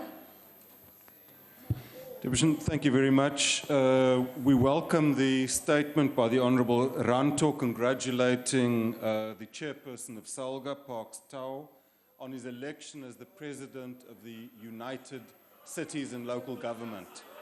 We believe that indeed it is tribute and testament to the excellent leadership that he has shown as a mayor in taking forward the project of building democratic, developmental local government in the city of Johannesburg and transforming that city from an apartheid city to a city that is rendering services to all of its citizens. I think it's further testament to the strength and the vibrancy of the South African local government system.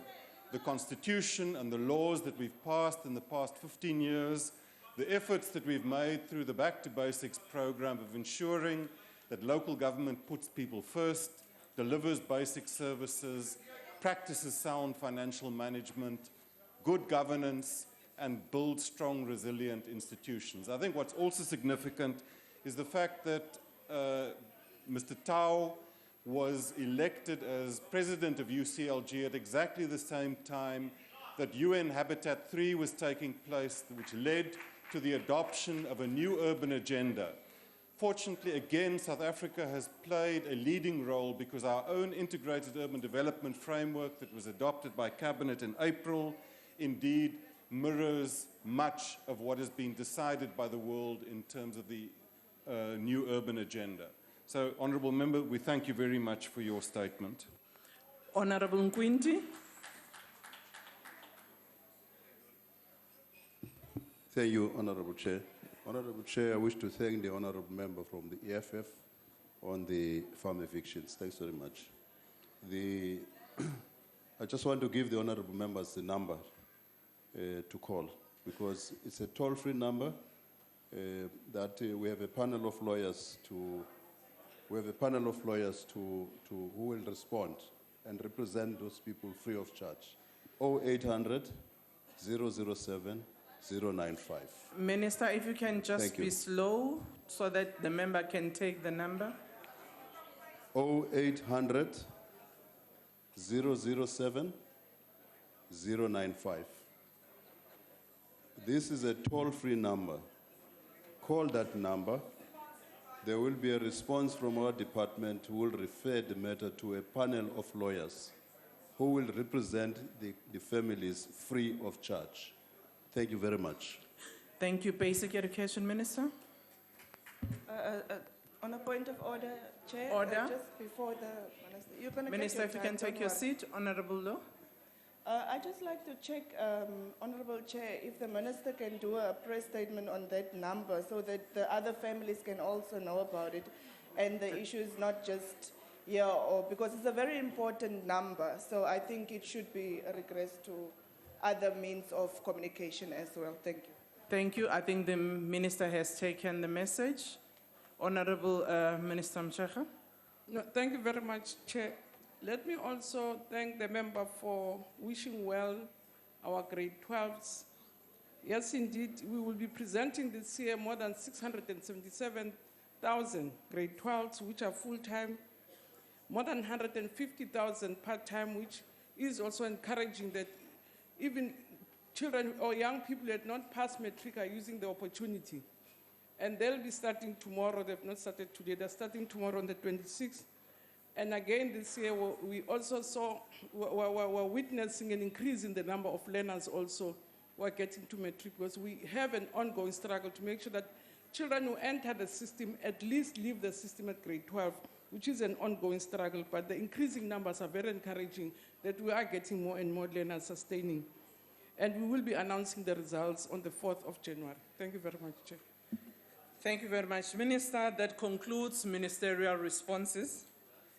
We now move to the last item on the order paper, which is the notices of motion. Does any member of the ANC wish to... Madam. Order? Yes. Madam House Chair, we rise on behalf of the EFF to bring to the attention of the House that the leader of the chief whip of the EFF, with some members have left the House quite earlier because of the incident that happened in the NCOP, where the bouncers and thugs and criminals of President Zuma have assaulted a member of the EFF there to a point where the member has been admitted at the hospital. Order. We want to put that on record. Honorable member, I've noted what you're saying. I'm going to check in terms of the rules how we deal with that issue. Order, honorable member, is that a point of order? No. Okay. Does any member of the ANC wish to give a notice of motion? Honorable member? I hereby move on behalf of the ANC that in its next sitting the House debates ways to strengthen and grow sustainable rural enterprises and industries through strong rural-urban linkages. DA? Thank you, Chair. I hereby move on behalf of the Democratic Alliance that at its next sitting, the House debates the state of readiness of the South African National Defence Force and how we can arrest the decline in its ability to secure our borders, defend our territorial waters, and fulfill our obligations to international peacekeeping missions. I so move. EFF?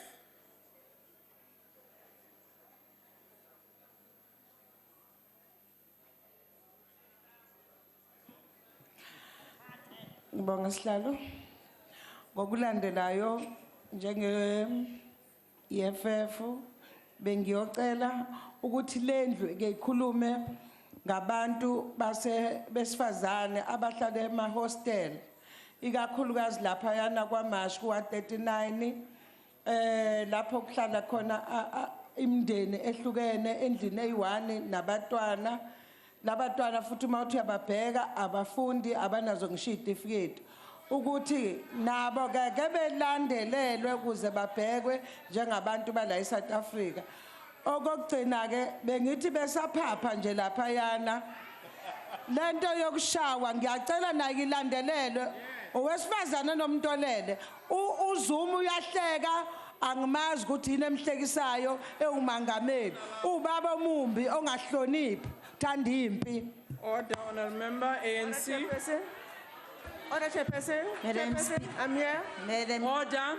Order, Chairperson. Order, honorable member. What's the point of order? I just want to make clear that the member says the president called me by the name of Zuma. So I didn't say President Zuma. He is Order. President Zuma. Order, He is honorable President member. Zuma. Order. He is Honorable President Zuma. Order. He is. Honorable member, can you please take your seat? Honorable member. Thank you, Honorable Madam Chairperson of the House. I hereby move on behalf of the ANC that in its next sitting, the House debates the situation of women in correctional services to promote safer and humane environment for them and their children born in correctional services. I so move. IFP. Thank you, House Chair. On behalf of Inkatha Freedom Party, I shall move that at the next sitting of this House, the House debates the continuing drought conditions prevailing throughout the country, the perils of an associated collapse of the agricultural sector as a result of same, and the immediate steps that must be taken by government in order to assist drought-stricken commercial farming enterprises in South Africa. I thank you. NFP. Madam House Chairperson, at the next sitting day of this House, I shall move on behalf of the NFP that this House debates the creation of an environment that allows more young people to engage in business. I so move. Thank you. ANC. Honorable member. Thank you, Chairperson. Order, honorable member. I've recognized the member next to the door. Thank you, Madam House Chair. Access to justice dictates establishment of ombudsman offices to protect the public from various forms of exploitation, especially in the private sector. I hereby move that in its next sitting, the House debates the extent of independence of ombudsman offices paid by the very industries they are to protect the public from. I so move. UDM.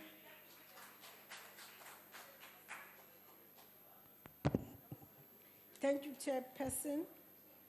I hereby move on behalf of the United Democratic Movement that at its next sitting, the House debates the state of unauthorized, irregular, fruitless, and wasteful expenditure in government and the need to ensure that there are consequences for those who are responsible for such expenditure. I so move. FF plus. DA.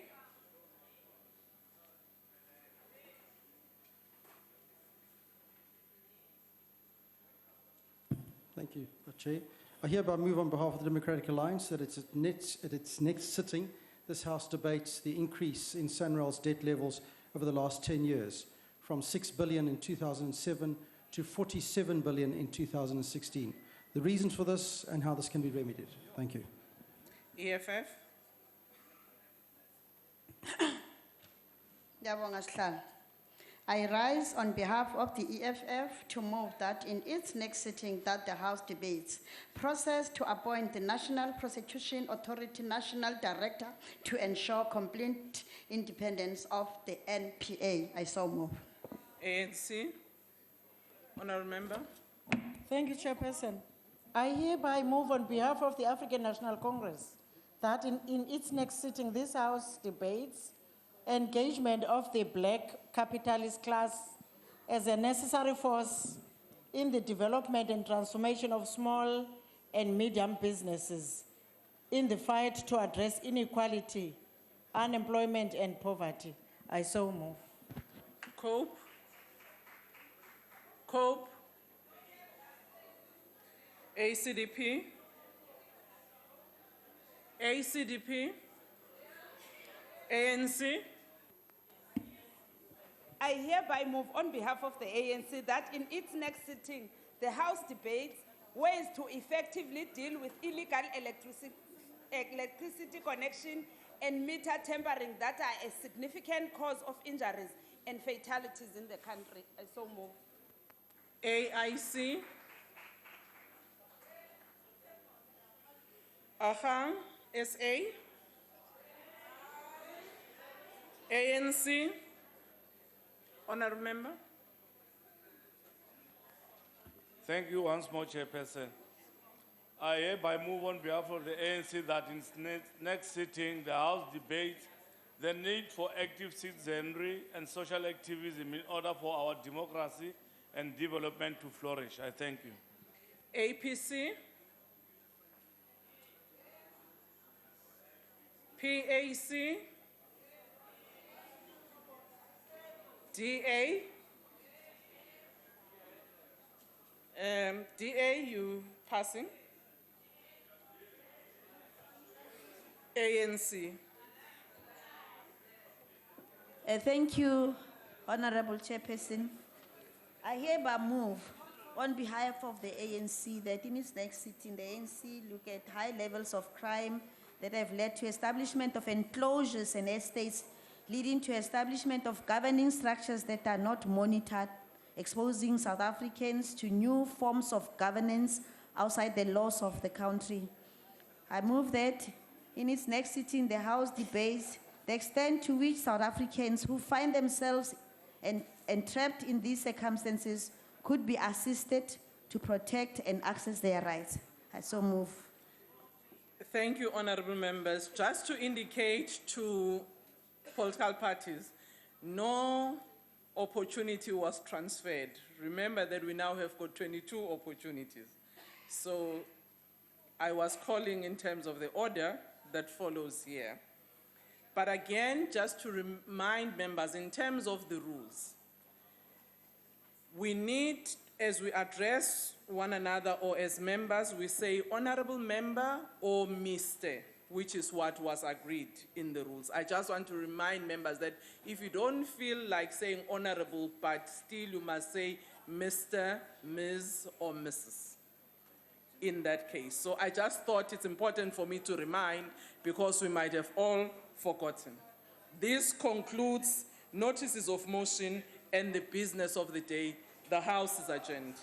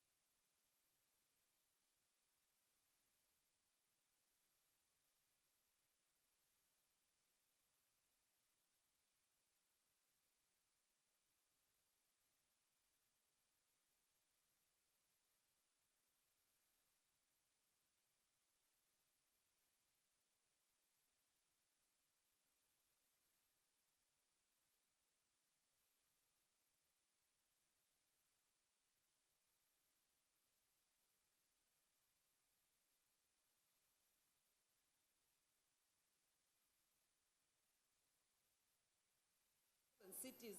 Comrade Parks Tau will be at the helm for a period of 3 years, creating sustainable partnership with business, civil society, innovation society, the 15th. I'm glad that there are people out there to know